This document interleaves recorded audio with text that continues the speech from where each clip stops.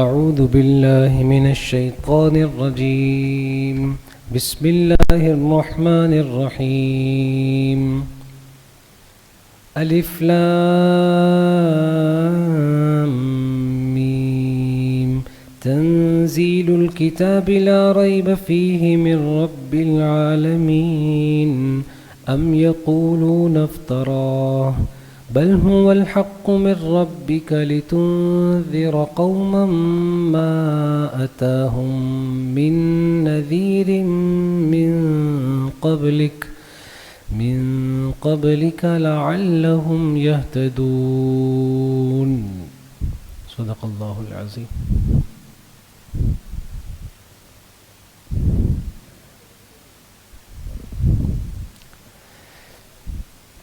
دورہ تفسیر قرآن کریم میں گزشتہ سبق تک ہم نے سورۃ لقمان مکمل کر لی اور آج کے سبق سے سورۃ السجدہ کا آغاز ہو رہا ہے. سب سے پہلے سورۃ السجدہ کا ماقبل سورت کے ساتھ ربط کہ پچھلی سورت کے آخر میں نبوت کا تذکرہ تھا. نبوت کا تذکرہ تھا. تو پوچھنے والے نے آپ علیہ السلام کی نبوت کا امتحان لیا. دیکھا ہے مغیبات خمسہ کا سوال کیا تھا ایک شخص نے کہ آپ نبی ہیں تو یہ بتائیں اور یہ بتائیں اور یہ بتائیں.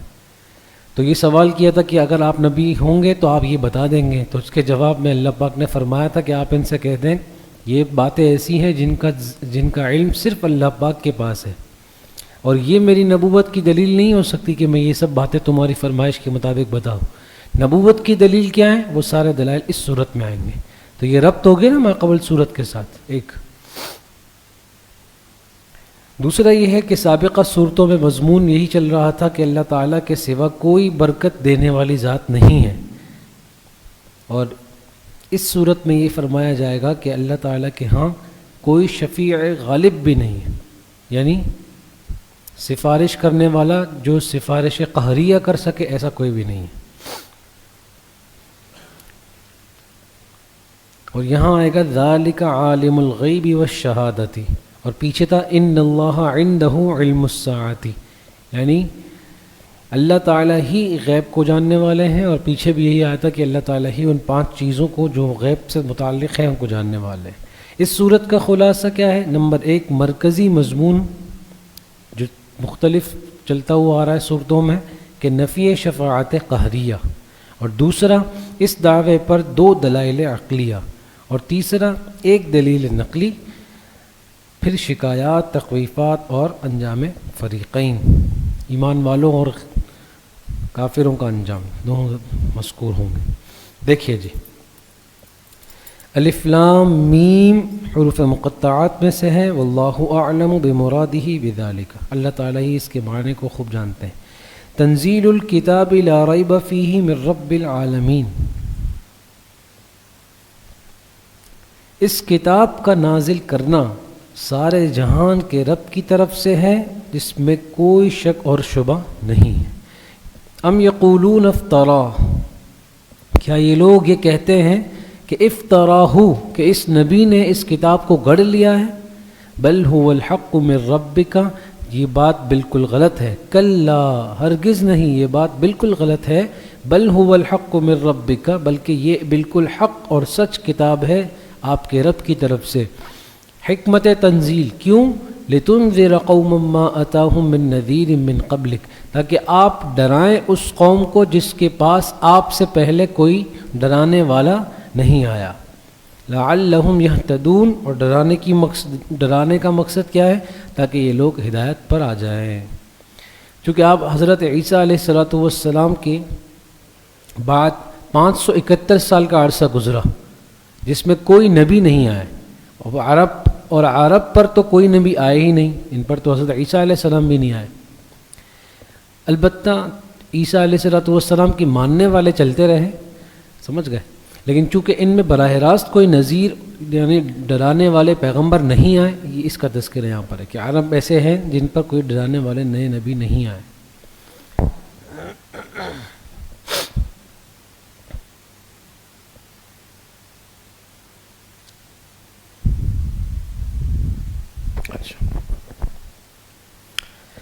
اللہ الذی خلق السماوات والارض وما بینہما فی 6 ایام، دلیل عقلی نمبر 1، اللہ تعالیٰ وہ ذات ہے جس نے پیدا کیا ہے آسمانوں کو اور زمین کو، وما بینہما، اور جو کچھ ان دونوں کے درمیان ہے ان سب کو اللہ پاک نے پیدا کیا، فی 6 ایام، 6 دن کے عرصے میں، یعنی 6 دن اور رات تو بعد میں بنے نا، جب یہ چیزیں تخلیق فرمائیں اس کے بعد اللہ پاک نے چاند سورج کو پیدا فرمایا، تب جا کر دن اور رات کی ترتیب بنی۔ تو 6 دن سے مراد 6 دن کے وقت میں، جس کو تم اب 6 دن کہتے ہو، اتنے وقت میں اللہ پاک نے ان سب کو پیدا کیا۔ اور یہ بھی کیوں اللہ پاک نے 6 دن کا عرصہ؟ کیونکہ اس کے پیچھے حکمت اور مقصد یہ تھا کہ جب بھی کوئی اہم کام ہے تو اس کو آہستگی اور سنجیدگی اور تدریجاً کیا جاتا ہے۔ یہ اصول ہے ہر بامہم کام کرنے والے کا، یعنی جس کا کام اہم ہوتا ہے وہ اپنے کام کو سنجیدگی، آہستگی، تدریجاً اعتبار سے کرتا ہے۔ یہ اس بات کی طرف اشارہ کرنے کے لیے، ورنہ اللہ تعالیٰ فرماتے کن تو کائنات وجود میں آ جاتی، فیکون۔ ثم استوى علی العرش، تخلیق فرما دیا ان سب چیزوں کو اور پھر جلوہ گر ہوئے عرش عظیم پر۔ ما لکم من دونہ من ولی ولا شفیع، اب تمہارے لیے اس کے علاوہ اور کوئی کارساز اور کوئی سفارشی بھی نہیں ہے۔ افلا تتذکرون، کیا تم سمجھتے نہیں ہو؟ یدبر الامر من السماء الى الارض، وہ تدبیر کرتا ہے ہر کام کی، آسمان سے لے کر الی الارض، زمین تک، آسمان سے لے کر زمین تک کے ہر معاملے کی وہ تدبیر کرتا ہے۔ ثم یعرج الیہ فی یوم، اور پھر پہنچ جائے گا ہر کام اسی کی طرف، فی یوم، ایک ایسے دن میں، کان مقدارہ الف سنۃ مما تعدون، جس کی مقدار 1000 سال ہوگی تمہاری گنتی کے مطابق، یعنی جس کو تم گنتی کرتے ہو 1000، اتنے ہی دن کی اس کی مقدار ہوگی اس دن کی، یعنی قیامت کا دن ہوگا۔ اب ایک تو اس کا مطلب یہ ہے کہ یہ واقعی اتنا لمبا دن ہوگا کہ جتنا 1000 دن ہوتے ہیں دنیا میں، اور ایک اس کا مطلب یہ ہے کہ اس کی ہولناکی اتنی زیادہ ہوگی کہ دیکھنے والوں کو اور سہنے والوں کو وہ 1000 دن کے برابر لگے گا۔ سمجھ گئے؟ مثال کے طور پر اگر ابھی میں آپ کو تاخیر سے آنے کی وجہ سے مرغا بنا دوں تو آپ کو جو 10 منٹ گزریں گے نا وہ 1 گھنٹے کے برابر لگے گا، ہے نا؟ کسی کو دیکھنا ہے، تجربہ کرنا ہے کسی کو، اے ولی صاحب تجربہ کرنا ہے، 10 قرآن کی آیت کی تفسیر صحیح سمجھ میں آ جائے گی، ایک دم ٹرائی کرنا ہے، تجربہ کیا سمجھ گئے جی؟ تو اب اس کا یہ مطلب یہ ہے کہ بھائی جب کافر لوگ یا گناہ گار لوگ اپنے گناہوں کے بقدر اس دن کو سہیں گے تو وہ گویا کہ ان کے لیے 1000 سال کے برابر ہوگا۔ سمجھ گئے؟ بلکہ آپ سورۃ المعارج میں پڑھیں گے 50,000 سنہ، کیا مطلب 50,000 سال، تو 50,000 سال کے لیے ہوگا یا 1000 کے لیے ہوگا۔ اور ایک حدیث مبارکہ میں آتا ہے کہ قیامت کا دن مومن کے لیے اس طرح ہوگا جیسے عصر اور مغرب کی نماز کے درمیان کا وقت۔ آپ سمجھ گئے؟ اس سے اشارہ ملتا ہے اس بات کی طرف کہ یہ جو بیان کیے جا رہے ہیں نا اوقات، یہ ہر بندے اور ہر فرد کی اپنی حالت کے مطابق ہے، کہ اگر کوئی نیک ہے، متقی ہے، پرہیزگار ہے تو قیامت میں اس کے لیے وہ ہولناکیاں نہیں ہوں گی، تو اس کے لیے اتنا وقت کم لگے گا جیسے عصر اور مغرب کے درمیان کا وقت۔ جس کے گناہ زیادہ ہیں، برائیاں زیادہ ہیں، بدعمالیاں زیادہ ہیں، حساب کتاب زیادہ ہے، اس کے لیے 1000 سال کے برابر۔ جس کا کفر زیادہ ہے، شرک زیادہ ہے، نفاق اس کے لیے 50,000 سال کے برابر۔ آگے سمجھ میں بات؟ ذالک عالم الغیب والشہادۃ العزیز الرحیم، اور یہ وہ ذات ہے جو جاننے والا ہے چھپی ہوئی چیزوں کو بھی اور ظاہر چیزوں کو بھی، اور یہی ذات غالب بھی ہے اور بخشش رحم فرمانے والی بھی ہے۔ اب اللہ کے لیے تو کوئی چیز چھپی ہوئی نہیں ہے نا، تو یہ جو فرق ہے نا چھپی ہوئی اور ظاہر چیز، یہ انسان کی اپنی آنکھوں کے اعتبار سے، کہ جو چیز انسان کی آنکھ سے چھپی ہوئی ہے اللہ سے وہ بھی نہیں چھپی ہوئی، اور جو انسان کے لیے ظاہر ہے وہ تو اللہ کے لیے ظاہر ہے ہی۔ آ گئی آپ کو سمجھ میں؟ اسی میں آپ کو علم اپنا جناب نبی کریم صلی اللہ علیہ وسلم کے لیے علم غیب کی نفی آپ کو یاد ہوگا بتائی گئی تھی. اچھا، الذی احسن کل شیء خلقہ،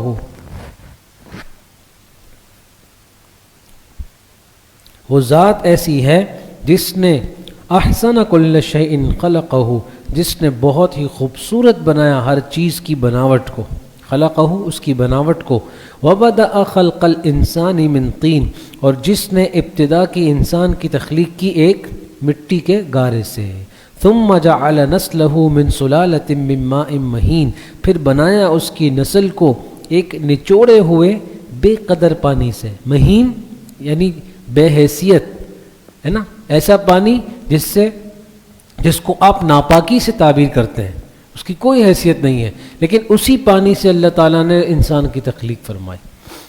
اور پھر اس کو آپ حضرت کہتے ہیں، علامہ کہتے ہیں، شیخ صاحب کہتے ہیں، حالانکہ اسی ناپاک پانی سے ہے. دیکھ رہے ثم سواہ، پھر اللہ نے اس کے اعضاء درست کر دیے، ونفخ فیہ من روحہ، اور پھر اپنی جانب سے اس میں روح بھی پھونک دی، وجعل لکم السمع والابصار والافئدہ، اور پھر اللہ نے اس کے لیے کان بنا دیے سننے کے لیے، اور آنکھیں بنا دی دیکھنے کے لیے، اور پھر اس کے دل بنا دیے. ادراکات باطنہ، پہلے آنکھ اور کان کا تذکرہ کیا، ادراکات ظاہرہ، ظاہری چیزوں کو محسوس کرنے کے لیے سننے دیکھنے، اور بعض ادراک قلبی ہوتے ہیں باطنی، اس کے لیے دل بنایا. قلیلا ما تشکرون، لیکن بہت کم لوگ تم ہو جو شکر کرتے ہو. وقالوا اذا ضللنا في الارض انا لفي خلق جدید، یہ جو کافر لوگ ہیں یہ کہتے ہیں کہ کیا جب ہم بالکل گم ہو جائیں گے، ضللنا یعنی ہم بالکل مٹی میں گم ہو جائیں گے، ہماری بھی مٹی راکھ بن جائے گی اور بالکل زمین کی مٹی کے ساتھ گھل مل جائے گی، تو بالکل گم ہو جائیں گے. اس گھل مل جانے کے بعد اِنَّا لَفِي خَلْقٍ جَدِيدٍ، کیا ہم پھر سے دوبارہ پیدا کیے جائیں گے نئے سرے سے، خلق جدید نئے سرے سے پیدا کیے جائیں گے. بل ہم بلقاء ربہم کافرون، سچ بات یہ ہے کہ یہ لوگ بلقاء ربہم کافرون، اپنے رب کی ملاقات سے انکار کر رہے ہیں. قل یتوفاکم ملک الموت الذی وکل بکم، کہہ دیجئے جواب شکوہ، کہہ دیجئے کہ تم لوگوں کی جان روح قبض کرتا ہے ملک الموت، موت کا فرشتہ، الذی وکل بکم، جس کو تم پر مقرر کیا گیا. ثم الی ربکم ترجعون، پھر تم سب اپنے رب کے پاس لوٹ کر جاؤ. اب سوال یہ، اللہ تعالیٰ روح قبض کرتے ہیں یا فرشتہ روح قبض کرتا ہے یا باقی فرشتے مل کر روح قبض کرتے ہیں؟ جیسے آپ نے آیت پڑھیں گے، اللہ یتوفی الانفس، اللہ روح قبض کرتے ہیں، اور یہاں لکھا ہوا ہے کہ یتوفاکم ملک الموت الذی، کہ فرشتہ ملک الموت حضرت عزرائیل علیہ السلام روح قبض کرتے ہیں.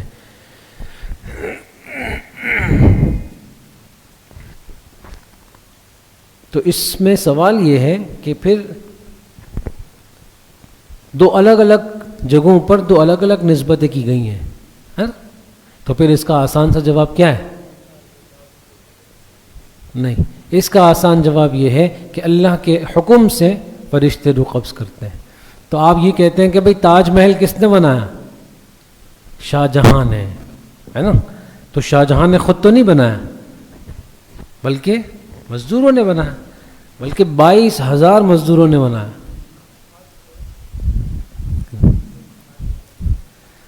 یہ بات مشہور ہے کہ 22,000 مزدوروں کی مدد سے یہ تاج محل بنایا گیا، اور یہ دنیا کے 7 عجوبوں میں سے ایک عجوبہ ہے تاج محل.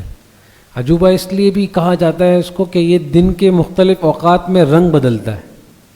یہ جو تاج محل ہے یہ سفید سنگ مرمر سے بنائے گئے ہیں، اس میں کوئی اینٹ پتھر یہ استعمال نہیں ہوا، سنگ مرمر سے بنائے گئے. اور یہ بنا کیوں ہے کسی کو معلوم ہے؟ بادشاہ کی ایک لاڈلی بیوی تھی، اس کے مرنے پر اس نے جو ہے وہ تاج محل بنایا تھا، مقبرہ بنایا تھا.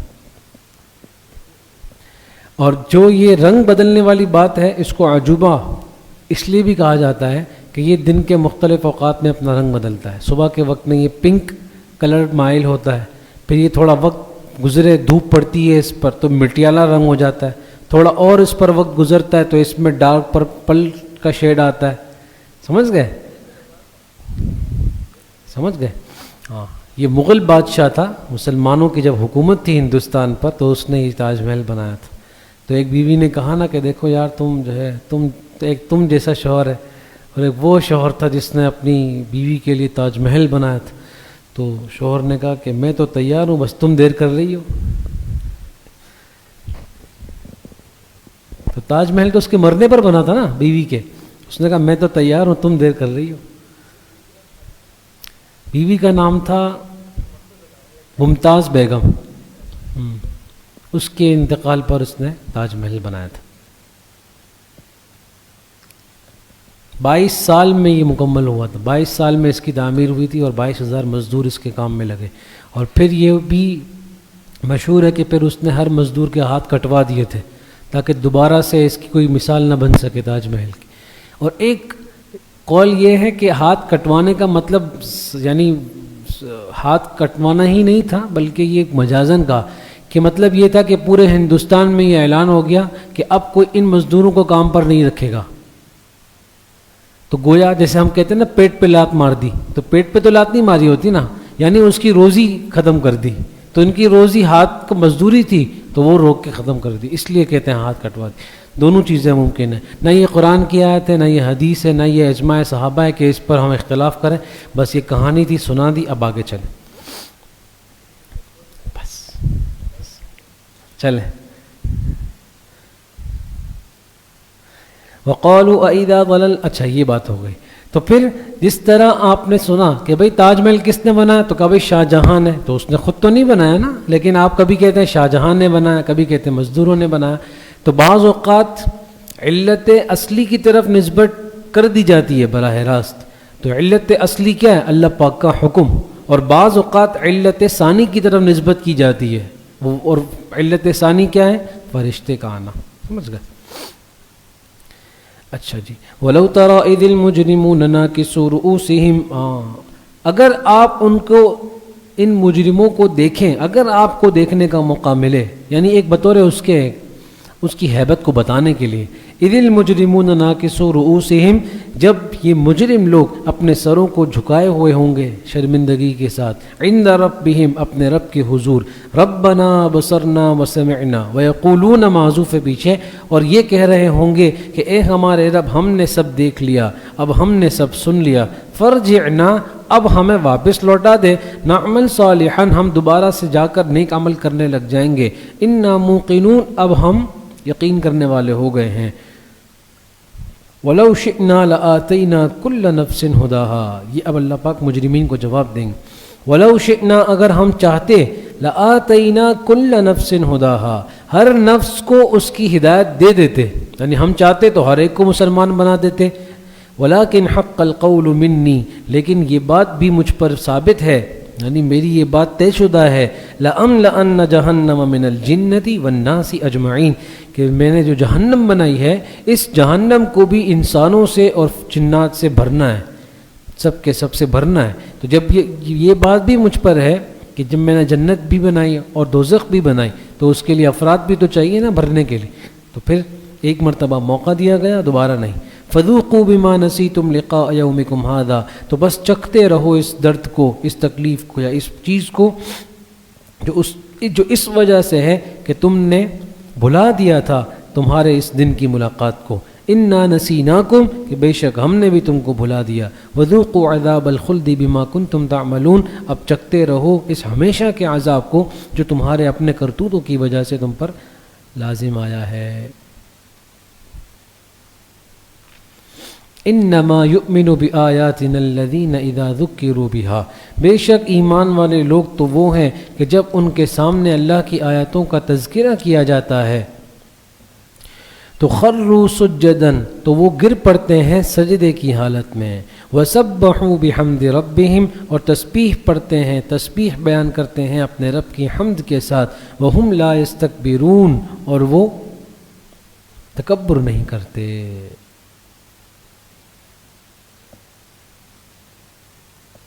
سمجھ گئے؟ تتجافى جنوبهم عن المضاجع، تتجافى جنوبهم عن المضاجع، یہ ایسے لوگ ہیں کہ ان کے پہلو ان کے بستروں سے جدا رہتے ہیں، الگ رہتے ہیں. یدعون ربهم، یہ اپنے رب کو پکارتے ہیں، خوفا وطمعا، خوف کے ساتھ بھی اور امید کے ساتھ بھی، اللہ کے عذاب کے خوف کے ساتھ بھی اور اللہ کی رحمت کی امید کے ساتھ بھی. ومما رزقناہم ينفقون، اور جو ہم نے ان کو رزق دیا ہے اس میں وہ خرچ کرتے رہتے ہیں. فلا تعلم نفس ما اخفی لهم من قرۃ اعین، پس نہیں جانتا کوئی شخص بھی کہ ما اخفی لهم، کہ اس کے کیسی چیز کیسی چھپائی گئی ہے ان کے لیے، من قرۃ اعین، آنکھوں کی ٹھنڈک کی چیز ہے. یعنی کوئی نفس نہیں جانتا، نیک شخص مراد ہے، کہ قیامت کے دن اس کے لیے کیسی آنکھوں کی ٹھنڈک کی چیزیں چھپائی گئی ہیں، پوشیدہ رکھی گئی ہیں. سرپرائز ہے نا، اس لیے.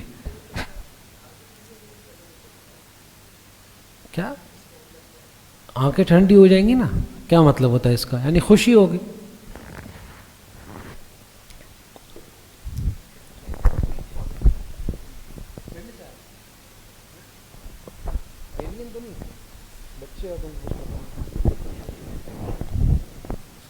فلا تعلم نفس، اچھا، جزاء بما كانوا يعملون، اور بدلہ دیا جائے گا ان لوگوں کو جو یہ لوگ عمل کرتے ہیں.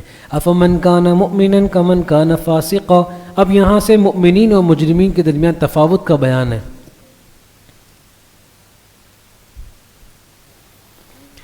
یعنی برابری بیان کی جا رہی ہے، ان دونوں کے اندر برابری نہیں ہے، فرق بیان کیا جا رہا ہے. افمن کان مؤمنا، کیا وہ شخص جو ایمان لے کر آیا ہو، کمن کان فاسقا، اس شخص کی طرح ہو سکتا ہے جو فاسق ہو، گناہگار ہو، نافرمان ہو. لا یستوون، ہرگز نہیں، وہ برابر نہیں ہو سکتے. نہ حالن برابر ہو سکتے ہیں اور نہ معالن، یعنی نہ دنیا میں اللہ سے راضی ہیں فاسقوں سے اور ان سے راضی ہے مومنوں سے، اور نہ قیامت کے دن اللہ ان سے اس طرح ہوں گے. اما الذین آمنوا وعملوا الصالحات، اور وہ لوگ جو ایمان لے کر آئے اور نیک اعمال کرتے ہیں، فلہم جنات المأوی نزلا بما كانوا يعملون، ان کے لیے ہمیشہ رہنے کے باغ ہیں. نزلا بما كانوا يعملون، یہ مہمانی ہے، یہ مہمانی ہے ان لوگوں کے لیے، کس وجہ سے؟ ان کے اعمال کی وجہ سے. وَأَمَّا الَّذِينَ فَسَقُوا فَمَأْوَاهُمُ النَّارُ، اور وہ لوگ جنہوں نے فسق کیا، گناہ کیا، فَمَأْوَاهُمُ النَّارُ، تو ان کا ٹھکانہ دوزخ کی آگ ہوگی. كُلَّمَا أَرَادُوا أَن يَخْرُجُوا، جب بھی وہ ارادہ کریں گے کہ نکل جائیں، منہا، اس جہنم دوزخ سے، اُعِیدُوا فِیہا، دروازے کی طرف بھاگیں گے، ان کو پکڑ کے پھر آگ کی طرف لایا جائے گا. اُعِیدُوا فِیہا، ان کو دوبارہ لوٹایا جائے گا. وَقِیلَ لَهُمْ، اور یہ کہا جائے گا ان لوگوں سے، ذُوقُوا عَذَابَ النَّارِ الَّذِي كُنْتُمْ بِهِ تُكَذِّبُونَ، اب چکھو اس عذاب کو، اس آگ کے عذاب کو چکھو. الَّذِي كُنْتُمْ بِهِ تُكَذِّبُونَ، جس کا تم انکار کرتے تھے، اب چکھو اس کو. چکھائیں گے، چکھنا ہی کافی. وَلَنُذِيقَنَّهُم مِّنَ الْعَذَابِ الْأَدْنَىٰ، اور ہم ضرور بے ضرور ان کو چھوٹے چھوٹے عذاب چکھاتے رہتے ہیں. اللہ تعالیٰ فرما رہے ہیں کہ ہم ان کافروں کو چھوٹے چھوٹے عذاب چکھاتے رہتے ہیں. چھوٹے چھوٹے عذاب کیسے؟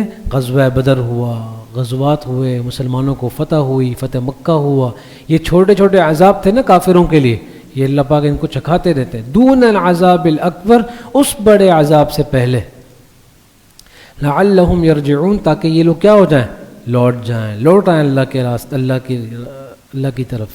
ومن اظلم ممن ذکر بآیات ربہ، اور اس سے بڑا ظالم کون ہوگا کہ ممن ذکر بآیات ربہ، کہ جس کو نصیحت کی جائے اس کے رب کی آیاتوں کے ساتھ، ثم اعرض عنہا، پھر وہ اس سے اعراض کر لے. انا من المجرمین منتقمون، بے شک ہم انتقام لینے والے ہیں مجرموں سے، بدلہ لینے والے. وَلَقَدْ آتَيْنَا مُوسَى الْكِتَابَ فَلَا تَكُنْ فِي مِرْيَةٍ مِّن لِقَائِهِ، اور تحقیق ہم نے موسیٰ علیہ السلام کو کتاب دی. فَلَا تَكُنْ فِي مِرْيَةٍ مِّن لِقَائِهِ، پس آپ ان کی ملاقات میں شک میں مت پڑنا، ایک ترجمہ. اور یا پھر پس آپ ان کو اس کتاب کے ملنے میں شک میں مت پڑنا. سمجھ آئی کچھ؟ ہاں، اس میں فرق ہے نا. مِن لِقَائِهِ کی ہو ضمیر اگر آپ لوٹا دیں کتاب کی طرف تو مطلب ہوگا کہ حضرت موسیٰ علیہ السلام کو کتاب ملی، اس میں آپ شک مت کرنا. اور اگر اس ہو ضمیر کو ہم لوٹا دیں موسیٰ علیہ السلام پر تو پھر اس کا مطلب یہ ہوگا کہ جو آپ کی حضرت موسیٰ علیہ السلام سے ملاقات ہوئی ہے نا معراج پر، اس میں شک مت کرنا. سمجھ آ رہی؟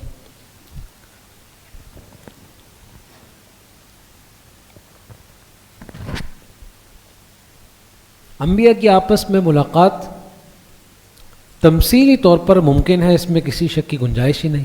جیسا کہ حدیث مبارکہ میں آتا ہے کہ حضرت آدم علیہ السلام اور حضرت موسیٰ علیہ السلام کے درمیان مناظرہ ہوا. تو اب آپ یہ بتائیں، اب آپ سوچیں کہ حضرت آدم علیہ السلام تو بہت پہلے گزرے اور حضرت موسیٰ علیہ السلام تو بہت بعد میں گزرے، تو ان کی ملاقات کیسے ہوئی؟ تو پھر ان کی ملاقات اس طور پر ہوئی کہ یا تو حضرت آدم علیہ السلام کو زمانہ استقبال میں حضرت موسیٰ علیہ السلام کی تمثیلی ملاقات کر گئے. تمثیلی کا مطلب یہ ہے کہ جسمانی نہیں تھی، سمجھ گئے؟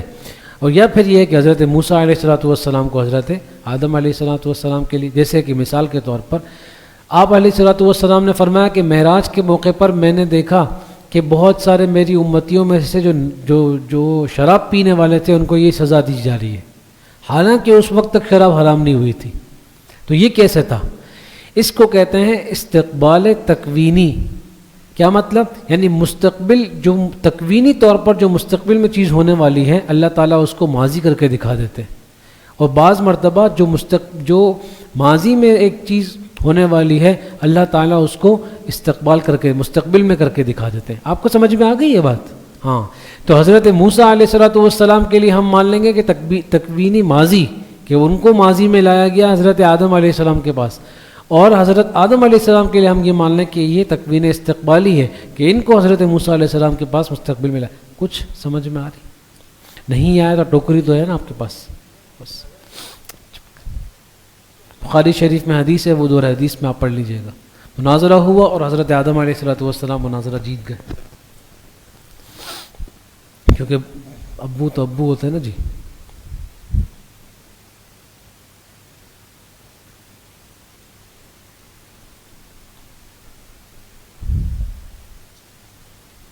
تو آپ علیہ السلام کی جو حضرت موسیٰ علیہ السلام سے ملاقات ہوئی تو وہ کیا تھی؟ وہ برحق ہے، اس میں آپ شک میں مت پڑیے گا. وَجَعَلْنَاهُ هُدًى لِبَنِي إِسْرَائِيلَ، اور ہم نے اس کتاب کو بنایا. اب اس ہو ضمیر کا مرجع ہے پیچھے الکتاب. ہم نے اس کتاب کو بنایا ہدایت بنی اسرائیل کے لیے. وَجَعَلْنَا مِنْهُمْ أَئِمَّةً يَهْدُونَ بِأَمْرِنَا، اور ہم نے بنائے تھے ان میں سے ہی ائمتاً پیشوا، یہدون بِأَمْرِنَا، جو ہمارے حکم سے ان کی رہنمائی کرتے تھے. لما صبروا، سمجھ گئے؟ بِأَمْرِنَا لما صبروا، ہمارے حکم سے کرتے تھے. لما صبروا، جب انہوں نے صبر کیا. وَكَانُوا بِآيَاتِنَا يُوقِنُونَ، اور وہ ہماری آیتوں پر یقین بھی رکھتے تھے. کچھ سمجھ آ رہی ہے؟ یعنی جب انہوں نے تکلیفوں پر، آزمائشوں پر جو دین کی وجہ سے ان پر آ رہی تھی صبر کیا اور ہماری آیتوں پر یقین رکھا، تو وَجَعَلْنَا مِنْهُمْ أَئِمَّةً يَهْدُونَ، تو ہم نے پھر ان کو کیا بنا دیا؟ پیشوا بنا، مقتدا بنا دیا، امام بنا دیا. سمجھ آ گئی؟ یعنی پیچھے والا جو ہے یہ جزا ہے اور آگے والا یہ سبب ہے. سمجھ گئے؟ ان ربک هو یفصل بینہم یوم القیامت فیما کانوا فیہ یختلفون، بے شک آپ کا رب وہ فیصلہ کرنے والا ہے ان کے درمیان قیامت کے دن. فیما کانوا فیہ یختلفون، جن باتوں میں یہ اختلاف کر رہے ہیں. اولم یہد لہم کم اہلکنا، کیا ان لوگوں کی رہنمائی نہیں کی گئی اس بات کی طرف؟ کیا یہ لوگ، ان لوگوں کی رہنمائی نہیں ہوئی اس بات کی طرف کہ کم اہلکنا من قبلہ من القرون، ان سے پہلے ہم نے کتنی ہی بستیاں ملیا میٹ کر دی. یمشون فی مساکنہم، حال یہ کہ یہ لوگ ان بستیوں میں چلتے پھرتے بھی ہیں. ان فی ذلک لآیات، بے شک اس میں نشانیاں ہیں کئی ساری. افلا یسمعون، کیا یہ لوگ سنتے نہیں ہیں؟ نہیں سنتے ہیں لوگ. اولم یروا انا نسوق الماء الی الارض، کیا یہ لوگ نہیں دیکھتے کہ بے شک ہم پانی کو پہنچاتے ہیں الی الارض الجرز، اس خشک زمین پر. فنخرج به زرعا، پھر ہم نکالتے ہیں اسی پانی کے ذریعے سے کھیتی. تأکل منہ انعامہم وانفسہم، جس سے کھاتے ہیں ان کے چوپائے، بلکہ یہ خود بھی کھیتی میں گندم نکلتا ہے، گندم کا دانہ آٹا بنتا ہے، آٹے سے روٹی بنتی ہے، روٹی پیٹ میں جاتی ہے. افلا یبصرون، ہاں کیا یہ لوگ دیکھتے نہیں ہیں؟ اب دیکھیں نا، پیچھے فرمایا افلا یسمعون، کیونکہ پیچھے واقعات کی بات تھی نا کہ کتنے ہی لوگ بستیاں ہم نے ہلاک کر دی. یہ واقعات آپ علیہ السلام نے سنا ہے تو اس کا تعلق سماعت سے تھا، افلا یسمعون. اور آگے فرمایا زمین بنجر ہوتی ہے، اس میں پانی آتا ہے اور پھر اس سے کھیتی اگتی ہے، گندم سے آٹا، آٹے سے، تو یہ سب چیزیں دیکھنے والی ہیں، اس لیے فرمایا افلا یبصرون. وَيَقُولُونَ مَتَىٰ هَٰذَا الْفَتْحُ إِن كُنتُمْ صَادِقِينَ، اور یہ لوگ کہتے ہیں کہ کب ہوگا هَٰذَا الْفَتْحُ، یہ فیصلہ، فتح کہتے ہیں فیصلے کو، یہ فیصلہ کب ہوگا؟ ابھی فیصلے کا تذکرہ آیا نا، تو فیصلہ کب ہوگا؟ اب ان کنتم صادقین، اگر تم سچے ہو. قل، کہہ دیجئے، یوم الفتح، تم جو اتنے مزے سے یہ پوچھ رہے ہو نا فیصلہ کب ہوگا، تو یہ بھی سمجھ لینا کہ فیصلہ جس دن ہوگا نا تو اس دن تمہیں کوئی خوشی ملنے والی نہیں ہے. لا ينفع الذین کفروا ایمانہم، جس دن فیصلہ ہوگا فتح کا، یعنی فیصلے کا جو دن ہے، لا ينفع الذین کفروا، تو اس دن کافر کو کوئی بھی نفع نہیں ہوگا، نہیں دے گا، ایمانہم، ان کا ایمان لانا. یعنی جب عذاب کو دیکھ لیں گے تو پھر ایمان لانے لگ جائیں گے، لیکن اس دن ایمان لانا ان کو کچھ نفع نہیں دے گا. ولا هم ينذرون، اور نہ ان کو مہلت دی جائے گی. فاعرض عنهم، پس یہ تو اعتراض کرتے رہیں گے کیونکہ ان کا مقصد ضد اور عناد کی وجہ سے بس آپ پر انگلی اٹھانا ہے، تو بس فاعرض عنهم، آپ ان کو اگنور کریں. وانتظر انهم منتظرون، بس آپ انتظار کیجئے، بے شک یہ لوگ بھی انتظار کر رہے ہیں. سمجھ گئے؟ سورۃ الاحزاب، سورۃ السجدہ کے بعد اب سورۃ الاحزاب ہے، اور اس کا بھی ماقبل سورت کے ساتھ ربط یہ ہے کہ نفی شفاعت قہریہ کو بیان کیا گیا تھا پیچھے، اور ابھی بقیہ رسوم جاہلیت کی تردید. دیکھیں نا، شفاعت قہریہ کا عقیدہ رکھنا یہ رسم جاہلیت ہے، جاہل لوگوں کا یہ عقیدہ ہے کہ شفاعت قہریہ ہوگی، تو یہ ایک برائی تھی نا، اور اس صورت میں مزید کئی ساری برائیوں کا تذکرہ آئے گا، تو ربط ہو گیا. ہاں، نمبر 2 پیچھے آیا ولا تطع الکافرین، نا اس صورت میں آیا ولا تطع الکافرین، دیکھیں پہلی ہی لائن میں ہے نا، اور ماقبل میں آیا کہ فاعرض عنہم، یعنی ان کو اگنور کریں، ان کی بات مت مانیں. دونوں کا ربط ہے آپس میں یہی. اور اس صورت کا خلاصہ یہ ہے کہ رسوم جاہلیت کی تردید ہوگی، 19 احکام کا بیان ہوگا، جن میں سے 8 رسول اللہ علیہ الصلوۃ والسلام کے لیے ہیں، 9 مومنین کے لیے ہیں، اور 2 ازواج مطہرات کے لیے ہیں. اور اس کے علاوہ زجرات، خباثات منافقین، تخویفات، تسلیات، ذکر انعامات، اور انسان کا مکلف ہونا اس صورت میں بنایا جائے گا. سمجھ گئے؟ شان نزول اس صورت کا یہ لکھا ہے کہ صلح حدیبیہ کے دوران مشرکین مکہ اور منافقین مدینہ کا ایک وفد آپ علیہ الصلوۃ والسلام کی خدمت میں حاضر ہوا اور عرض کرنے لگا کہ آپ ہمارے جو معبود ہیں، معبودان باطلہ جو ان کے تھے، آپ ان کا جو ذکر کرتے ہیں نا اتنا اہانت کے ساتھ، بے عزتی کے ساتھ، اس کو آپ چھوڑ دیجئے.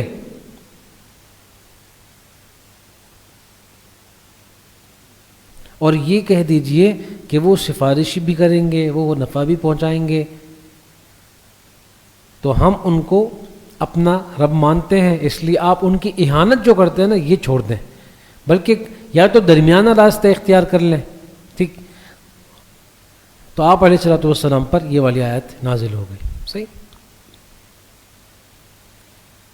فشق ذلک علی النبی علیہ الصلوۃ والسلام، یہ بات آپ علیہ الصلوۃ والسلام پر گراں گزری اور مومنین پر بڑی گراں گزری. سمجھ گئے کہ آپ جو ہے وہ اس کا تذکرہ چھوڑ دیں، کیونکہ وہ بدماشی سے بات کر رہے تھے نا.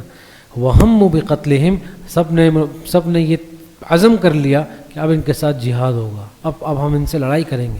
فنزلت، تو بس پھر یہ والی آیات نازل ہو گئی. اس صورت میں غزوہ احزاب کا تذکرہ ہوگا، جسے غزوہ خندق بھی کہتے ہیں. غزوہ احزاب کہنے کی وجہ یہ ہے کہ پھر یہ ایک ایسا موقع تھا جس میں مختلف کئی سارے قبائل مل کر کل 12,000 افراد کا لشکر مسلمانوں کے خلاف تیار ہوا. سمجھ گئے؟ جس میں باہر کے مشرکین، منافقین، کفار بھی تھے، اور اندر کے جو یہود جو آباد تھے مدینہ منورہ میں اور جو منافقین تھے ان کا بھی مسلمانوں کے خلاف جنگ کرنے میں بڑا کردار ہے. اس لیے یہ بہت الگ مختلف جماعتیں تھیں، اور جماعت کو عربی میں کہتے ہیں احزاب. ایک غزوہ خندق کہنے کی وجہ یہ تھی کہ پھر اس جنگ کو لڑنے میں جو ایک خاص تدبیر اپنائی گئی وہ خندقیں کھودی گئیں کہ حضرت سلمان نے، چونکہ بہت بڑا لشکر تھا اور مقابلے میں جو مسلمان تھے وہ 3000 کے لگ بھگ تھے، تو پھر اس مقابلے میں ظاہر ہے وہ مشقتیں زیادہ تھیں، تو پھر یہ مشورہ کیا گیا کہ کس تدبیر کو اپنایا جائے. تو سب نے مختلف باتیں کی. کسی نے کہا ہم اقدامی جہاد کرتے ہیں، ہم ان کے اوپر چڑھ دوڑتے ہیں. کسی نے کہا انتظار کرتے ہیں. لیکن آپ علیہ الصلوۃ والسلام مطمئن نہیں تھے اس بات پر. پھر حضرت سلمان فارسی رضی اللہ تعالی عنہ نے اپنا ایک تجربہ پیش کیا کہ چونکہ وہ فارس سے آئے تھے اور ہمارے فارس میں یہ ترتیب ہوتی ہے کہ جب کبھی جنگ ہوتی تھی تو ہم خندق کھود دیتے تھے دشمن کے آڑ میں، اور یہ چیز عرب کے لیے بالکل نہیں تھی.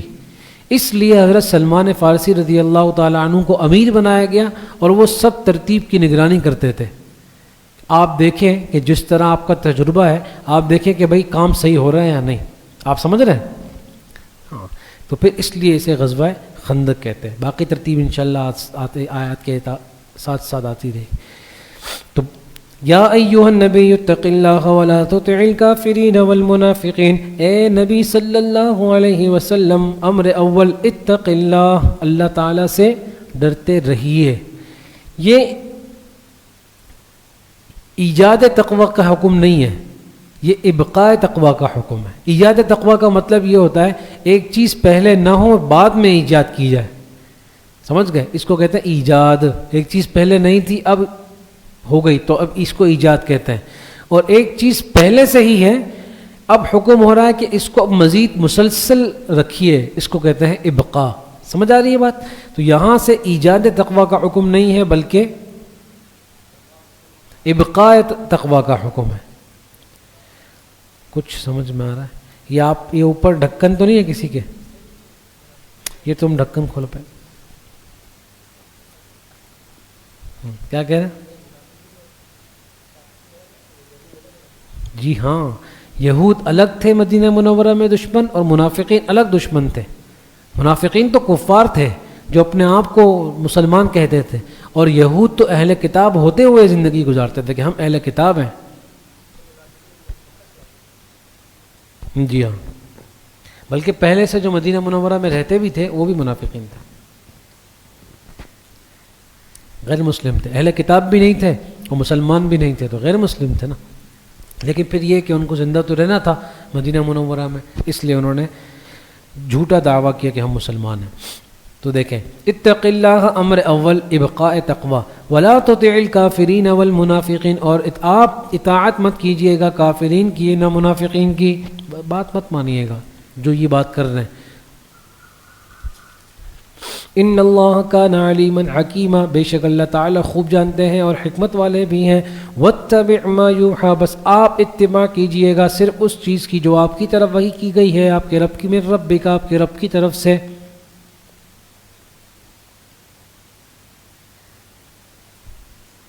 اچھا، وتوکل ان اللہ کان بما تعملون خبیرا، بے شک اللہ تعالیٰ جو تم کر رہے ہو اس پر باخبر بھی ہے. وتوکل علی اللہ امر ثالث، اور اللہ پر بھروسہ رکھیں. وکفی باللہ وکیلا، اللہ ہی کافی ہے وکیلا، کارساز. کارساز کیا ہے؟ اللہ ہی.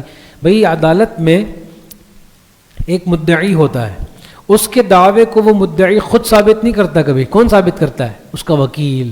تو اللہ تعالیٰ فرما رہے ہیں کہ آپ کا دعویٰ ہے توحید کا، آپ کا دعویٰ ہے قیامت کا، آپ کا دعویٰ ہے رسالت کا، لیکن آپ کو ضرورت نہیں پڑے گی کہ آپ کو ثابت کرنا پڑے. اللہ تعالیٰ آپ کی جانب سے ثابت کریں گے ان لوگوں پر. سمجھ گئے؟ یہ وکفی باللہ وکیلا، اور اللہ کافی ہے ان لوگوں کے سامنے وکیل بن کر. ما جعل اللہ لرجل من قلبین فی جوفہ، مشرکین کا دیکھیں نا، رسومات جاہلیہ کا تذکر آیا گا اس صورت میں. یہ خلاصے میں آئی تھی بات. پہلی رسم یہ تھی کہ جس کو یہ عقل مند اور فہم و فراست میں ماہر انسان سمجھتے تھے تو کہتے تھے کہ اس کے 2 دل ہیں، اس کے 2 دل ہیں، اور یعنی مقصد یہی تھا کہ بھائی اتنا سوچ سکتے ہیں، اتنا سمجھ سکتے ہیں، ہم وہاں تک نہیں پہنچ سکتے، اس لیے کہ ہمارا 1 دل اور اس کے 2 دل. ایک بات. اور دوسرا یہ ہے کہ یہ جب منافقین جو کفار اور مشرکین حضور علیہ السلام کے پاس آئے کہ یہ کہنے لگے کہ آپ کے 2 دل ہیں، ایک دل میں آپ اللہ کی محبت رکھیں اور ان کے ساتھ راز و نیاز کریں، اور ایک دل میں یہ رکھیں کہ آپ ہمارے ساتھ بھی تعاون کریں. آدھی سمجھ؟ ہاں. تو پھر یہاں اللہ پاک نے فرمایا کہ ما جعل اللہ لرجل من قلبین فی جوفہ، کہ اللہ تعالیٰ نے نہیں بنایا کسی بھی فرد کے لیے، کسی بھی مرد کے لیے، من قلبین دو دل، فی جوفہ اس کے سینے میں. سمجھ گئے؟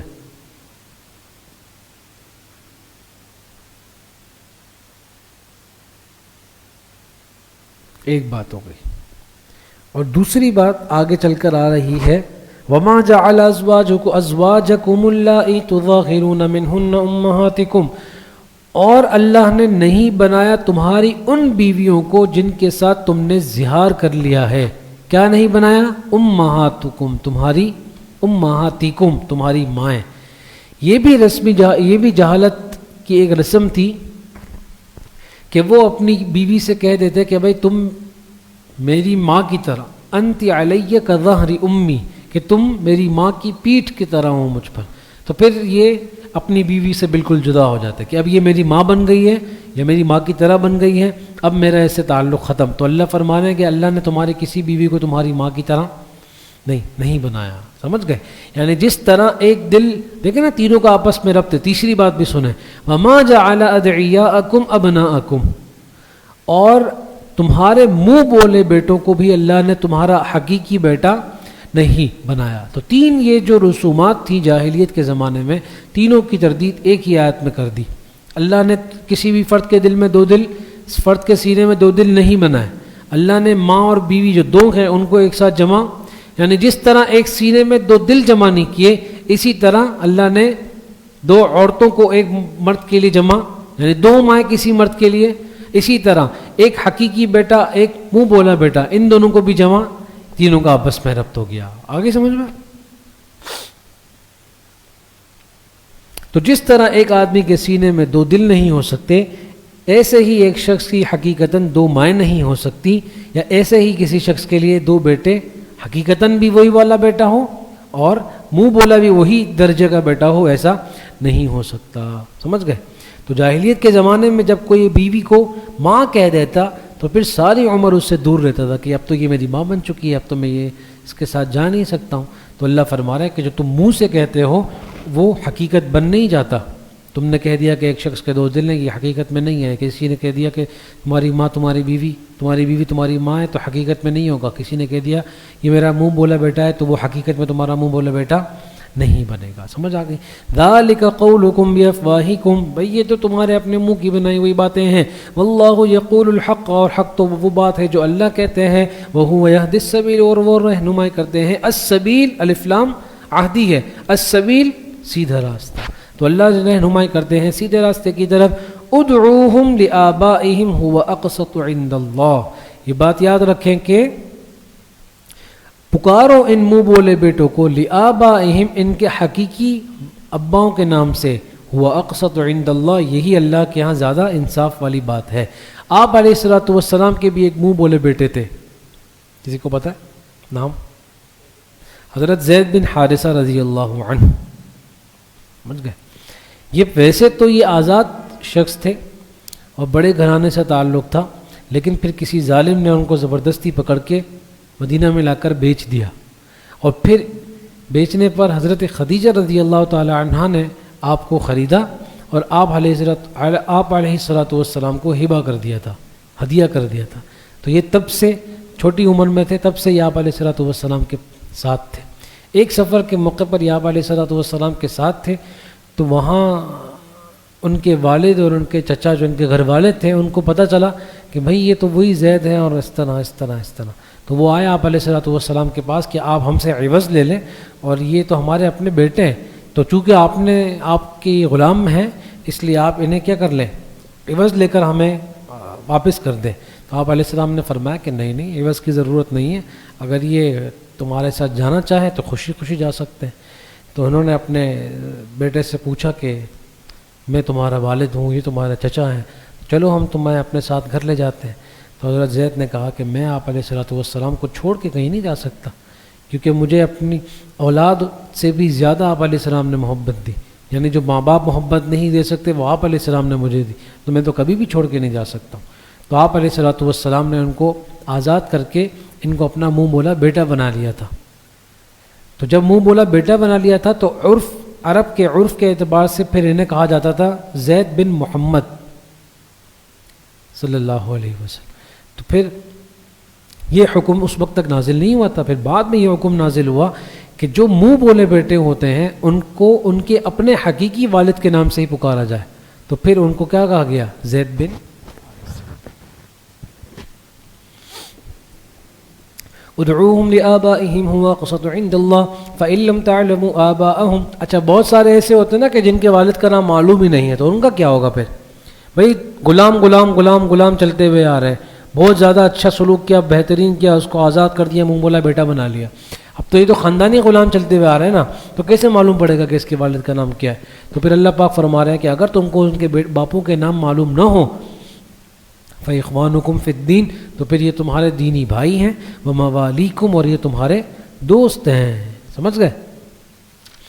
یعنی مقصد یہ ہے کہ ان کو دوسرے کا نام مت دو، یا تو حقیقی والد کا نام دو یا بس بھائی سمجھو انہیں، کسی اور دوسرے کا نام مت دو، یہ مقصد ہے۔ سمجھ گئے بات؟ اچھا، بلکہ حدیث مبارکہ میں آتا ہے کہ جس نے اپنے حقیقی والد کے علاوہ کسی اور کی طرف نسبت کی فقط کفر، تو اس نے کفر کیا۔ آگے سمجھ؟ ہاں۔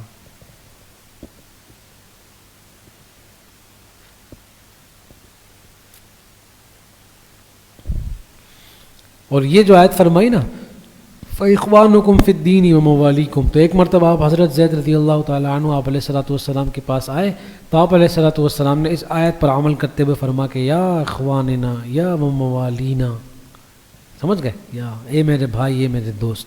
وَلَيْسَ عَلَيْكُمْ جُنَاحٌ فِي مَا أَخْطَأْتُمْ بِهِ، اور تم پر کچھ گناہ نہیں ہوگا فی ما اخطأتم به، جو تم خطا کر چکے، یعنی اگر اس آیت کے نازل ہونے سے پہلے تم نے اگر اس کا یعنی کسی کی نسبت والد کے علاوہ کسی اور کی طرف کر دی منہ بولا بیٹا ہونے کی وجہ سے، تو کچھ گناہ نہیں، جب تک آیت حکم نازل نہیں ہوا تھا تو اس کی سزا بھی نہیں ہوگی۔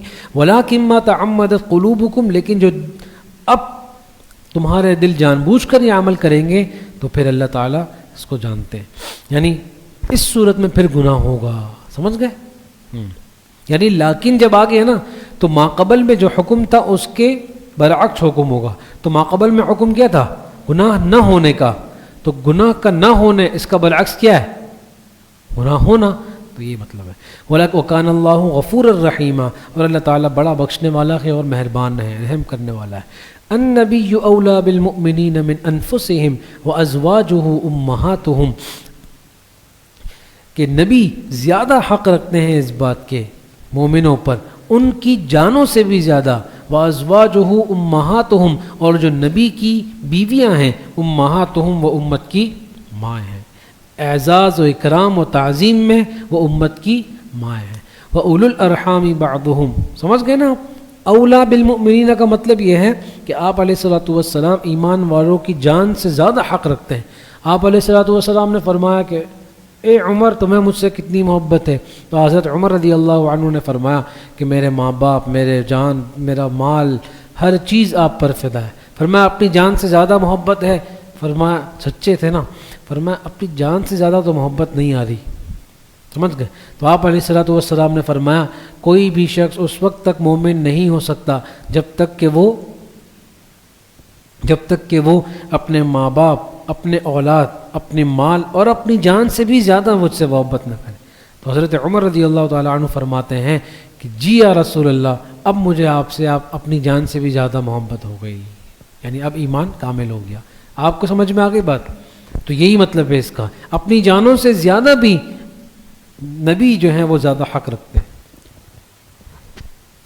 وَأُولُو الْأَرْحَامِ بَعْضُهُمْ أَوْلَى بِبَعْضٍ، اور بعض جو رشتہ دار ہوتے ہیں، اولو الارحام جو آپ کے رشتہ دار ہوتے ہیں ان میں سے بعض کے زیادہ قریب ہوتے ہیں۔ بھائی باپ کا درجہ چچا سے بڑا ہے، سمجھ گئے؟ اسی طرح درجات ہوتے ہیں۔ فی کتاب اللہ، اللہ کے حکم میں۔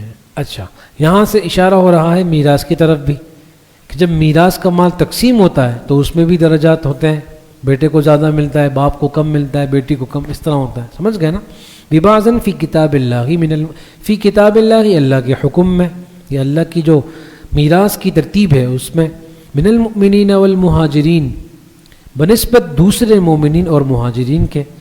ٹھیک ہے، مہاجرین کے ساتھ آپ کا جو رشتہ ہے اور جو تعلق ہے وہ زیادہ گہرا ہے، یا دیگر جو مومنین ان کے ساتھ رشتہ، تعلق، ملاقات زیادہ گہری ہیں، اس کے باوجود بھی میراث کا حق صرف انہیں کو ہے جن کو اللہ تعالیٰ نے طے کر رکھا ہے.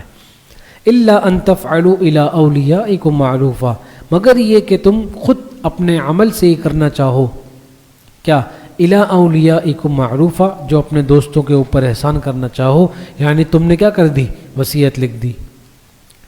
وَكَانَ ذَلِكَ فِي الْكِتَابِ مَسْطُورًا، یہ حکم اللہ کی کتاب میں لکھا، مستور لکھا ہوا ہے، لکھا ہوا. وَإِذْ أَخَذْنَا مِنَ النَّبِيِّينَ مِيثَاقَهُمْ وَمِنْكَ، اور بے شک جب ہم نے نبیوں سے ان کا وعدہ لیا، دعوت الی الحق کا، سمجھ گئے، جب نبیوں سے ہم نے وعدہ لیا، ان سے وعدہ لیا، ومن کا، اور آپ سے بھی، ومن نوح، اور نوح علیہ السلام سے بھی، وابراہیم وموسیٰ وعیسیٰ بن مریم. کتنے حضرات کا تذکرہ ہوا نام لے کر؟ 1 2 3 4. ان 5 انبیاء کرام علیہم السلام کو کہتے ہیں اولو العزم. اولو العزم پیغمبر سے مراد یعنی 1,24,000 کے لگ بھگ جتنے انبیاء کرام علیہم السلام آئے، ان میں ٹاپ 5 وہ یہ حضرات، سمجھ گئے.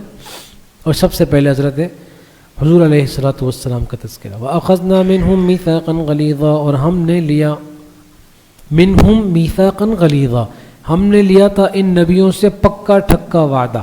لِيَسْأَلَ الصَّادِقِينَ عَنْ صِدْقِهِمْ، تاکہ تحقیق کرے ان سچوں سے ان کی سچائی کے بارے میں. وَأَعَدَّ لِلْكَافِرِينَ عَذَابًا أَلِيمًا، اور اس نے تیار کر رکھا ہے کافروں کے لیے دردناک عذاب. کچھ سمجھ میں آ گئی؟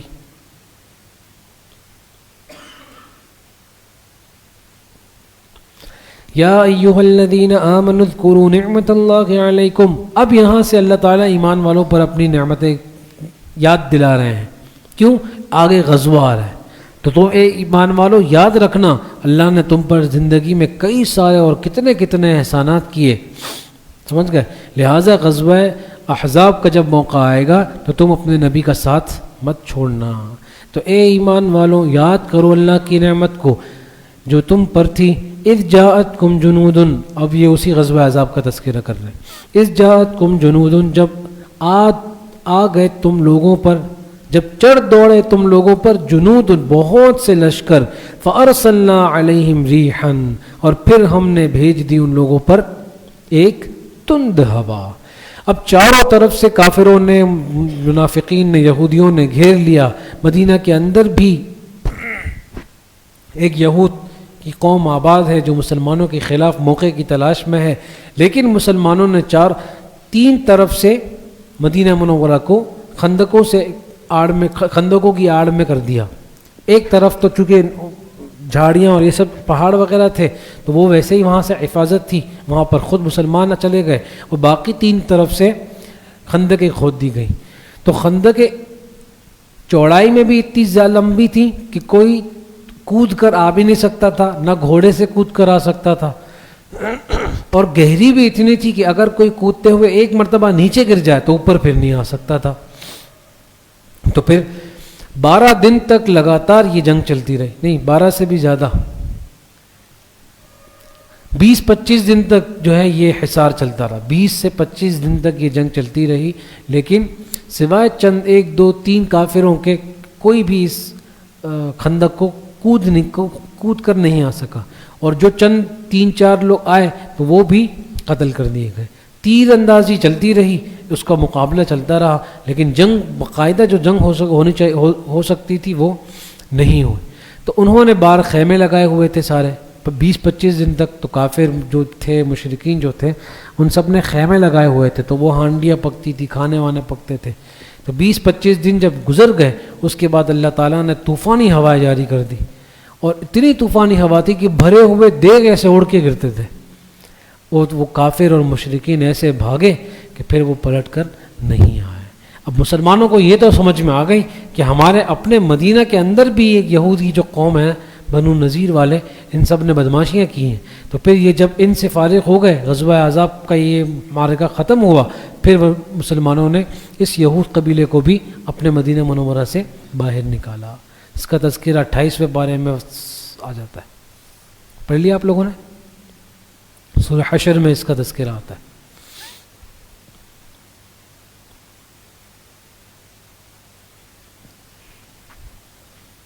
ٹھیک ہے جی. اچھا، تو فَأَرْسَلْنَا عَلَيْهِمْ رِيحًا، پھر ہم نے بھیج دی ان کافروں پر ایک تند ہوا، یعنی آندھی جس کا بھی تذکرہ ہو. وَجُنُودًا لَمْ تَرَوْهَا، اور ایسے لشکر بھی بھیجیں جس کو تم دیکھ نہیں سکتے تھے، یعنی فرشتوں کے لشکر بھی آئے. وَكَانَ اللَّهُ بِمَا تَعْمَلُونَ بَصِيرًا، اور اللہ تعالی تمہارے کاموں کو مسلسل دیکھ رہے ہیں. إِذْ جَاءُوكُم مِّن فَوْقِكُم وَمِنْ أَسْفَلَ مِنكُم، جب آ گئے یہ لشکر تمہارے اوپر سے بھی اور تمہارے نہیں، کیونکہ مدینہ منورہ کی جو بناوٹ ہے وہ کچھ یعنی اس طرح میں ہے. تو اب لشکر یہاں سے بھی آ رہے ہیں اور لشکر یہاں سے بھی آ رہے ہیں. تو اب جو اوپر سے آ رہے ہیں وہ بھی اور جو نیچے سے آ رہے ہیں وہ بھی، اور درمیانی جو پہاڑی علاقے میں مدینہ منورہ خود آباد ہے. سمجھ رہے؟ وَإِذْ زَاغَتِ الْأَبْصَارُ، اور جب آنکھیں ٹیڑھی ہو گئیں دیکھ کر. وَبَلَغَتِ الْقُلُوبُ الْحَنَاجِرَ، اور دل جو تھے وہ منہ کو آ رہے تھے. وَتَظُنُّونَ بِاللَّهِ الظُّنُونَ، اور تم لوگ گمان کر رہے تھے اللہ کے بارے میں طرح طرح کے گمان. یعنی مطلب یہ تھا کہ اب تو لگتا کہ ہم صف ہستی سے مٹ جائیں گے. اور 12,000 کا لشکر اور اس طرف 3,000 کا لشکر. سمجھ رہے ہیں؟ تو پھر یہ دیکھ اتنے بڑے لشکر کو، اور سارے ساز و سامان سے لیس تھے سب کافر لوگ، اور یہ مسلمان غریب بھی تھے تو ان کے پاس تو تھا بھی سامان کم. اس لیے جب وہ دیکھ رہے تھے تو اپنے دل کہہ رہے وَبَلَغَتِ الْقُلُوبُ الْحَنَاجِرَ، جو دل تھے، جو کلیجے تھے وہ منہ کو آ رہے تھے خوف کے مارے، اور جو آنکھیں تھیں وہ پھٹ رہی تھیں خوف کے مارے. وَتَظُنُّونَ بِاللَّهِ الظُّنُونَ، اور تم اللہ کے بارے میں طرح طرح کے گمان کر رہے تھے کہ اب تو لگتا ہے ہم بچیں گے نہیں، نہ جانے اللہ ہمیں بچائیں گے یا نہیں. واللہ اعلم. ہنالک ابتلی المؤمنون، یہ وہ موقع تھا جب ایمان والوں کو آزمایا گیا. وزلزلوا زلزالا شدیدا، اور پھر ہلائے گئے مسلمانوں کو سخت طور پر جھنجھوڑا گیا. آپ سمجھ گئے؟ جھنجھوڑا گیا مطلب آزمایا گیا، اتنا سخت آزمایا گیا کہ گویا کسی نے پکڑ کے ایسے زور سے جھنجھوڑ دیا. اب تمہارا کیا ہوگا؟ وَإِذْ يَقُولُ الْمُنَافِقُونَ، حضرت حضور علیہ الصلوۃ والسلام نے غزوہ احد کے ختم ہونے پر یہ بات فرمائی تھی کہ اب اللہ تمہیں کافروں کے مقابلے میں جنگ نہیں کروائیں گے، اور اگر کروائیں گے تو تم کو غالب کریں گے. تو کافروں نے اس بات کے آدھے حصے کو پھیلا دیا کہ تمہارے نبی نے کہا تھا کہ غزوہ احد کے بعد کہ اللہ تمہیں ہمارے ساتھ مقابلے میں نہیں لائیں گے، یہ دیکھو لے آئے. سمجھ آ رہی ہے؟ یہ جو منافقین تھے نا تو انہوں نے اس بات کو پھیلایا، لیکن آدھی بات یہ بھی فرمائی تھی نا کہ اگر لائیں گے مقابلے میں تو تم کو غالب کریں گے. سمجھ گئے؟ تو پھر یہ بات ہو گئی. اب وَإِذْ يَقُولُ الْمُنَافِقُونَ وَالَّذِينَ فِي قُلُوبِهِم مَرَضٌ، تو یہ وعدہ تھا نا اللہ کی طرف سے، رسول اللہ کی طرف سے. تو فرما رہے کہ جب کہاں منافقین نے اور ان لوگوں نے جن کے دلوں میں کیا ہے؟ بیماری ہے نفاق کی یا شک کی ایمان پر، اسلام پر. ما وعدنا اللہ ورسولہ الا غرورا، کہ اللہ نے اور رسول اللہ نے جو وعدہ کیا تھا وہ تو صرف دھوکہ تھا، دھوکہ دینے کے لیے کیا تھا. وَإِذْ قَالَتْ طَائِفَةٌ مِّنْهُمْ يَا أَهْلَ يَثْرِبَ، اور جب ایک جماعت نے کہا ان میں سے، انہی بدبختوں میں سے ایک جماعت نے کہا یا اہل یثرب لا مقام لکم فارجعوا، اے یثرب والوں اب تمہارے لیے یہاں کوئی جگہ نہیں ہے، تم واپس لوٹ جاؤ. یہ عبداللہ بن ابی جو منافقین کا سردار تھا، جنگ کے دوران بیچ جنگ میں اس نے اپنے ساتھیوں منافقین سے کہا کہ بھائی یہاں تو ہم نہیں بچ سکیں گے، واپس جاؤ. وَيَسْتَأْذِنُ فَرِيقٌ مِّنْهُمُ النَّبِيَّ، اور اس میں سے ایک جماعت ایسی بھی تھی جو آپ علیہ الصلوۃ والسلام سے اجازت لے رہی تھی کہ کہ ہمارے گھر جو ہے وہ بالکل کنارے پر ہیں, ہمارے گھروں میں تو دروازے بھی نہیں ہیں, ہمارے گھر میں عورتیں بیویاں بچے اکیلے ہیں, آپ ہم کو اجازت دے دیں. یقولون ان بیوتنا عورہ, وہ کہتے تھے کہ بے شک ہمارے گھر عورت غیر محفوظ ہیں. وما ہی بعورت, سچ بات یہ ہے کہ ان کے گھر غیر محفوظ نہیں تھے, جھوٹ کہہ رہے تھے. ان یریدون الا فرارا, وہ تو صرف اور صرف بھاگنا چاہتے تھے بس. ولو دخلت علیہم من اقطارها, منافقین کی نشانی یہ فرمائی کہ جب عین جنگ کا موقع ہوتا ہے تو ان کو بھاگنا ہوتا ہے. ولو دخلت علیہم من اقطارها, اگر, اب اللہ ان کو ایک مثال سے بات سمجھا رہے ہیں. ولو دخلت علیہم من اقطارها, اگر ان لوگوں پر داخل ہو جائیں ان کے ارد گرد سے ایسے لوگ, ثم سئلوا الفتنة, پھر ان سے فتنے کا مطالبہ کریں کہ آؤ چلو بدماشی کرتے ہیں, فساد مچاتے ہیں, مسلمانوں کو تنگ کرتے ہیں. لآتوها, تو یہ فوراً مان لیں گے پھر اس کی بات, یعنی اس وقت ان کا گھر پھر غیر محفوظ نہیں ہوگا, اس وقت مان لیں گے. وما تلبسوا بها الا يسيرا, اور ٹھہریں گے بھی نہیں اپنے گھروں میں مگر یہ کہ تھوڑی دیر, فوراً آ جائیں گے سامان اٹھانے کے لیے. وَلَقَدْ كَانُوا عَاهَدُوا اللَّهَ مِنْ قَبْلُ لَا يُوَلُّونَ الْأَدْبَارَ, حالانکہ انہوں نے وعدہ کیا تھا اللہ کے ساتھ اس سے پہلے, یعنی غزوہ بدر کے بعد. کیا وعدہ کیا تھا کہ لا یولون الادبار, کہ ہم غزوہ بدر میں تو پیچھے رہ گئے تھے لیکن اب ہم کیا کریں گے, پیچھے کبھی بھی نہیں رہیں گے. حالانکہ انہوں نے اللہ سے وعدہ کیا تھا. اور وکان عہد اللہ مسئولا, اللہ ان سے اس وعدے کے متعلق ضرور باز پرس کریں گے.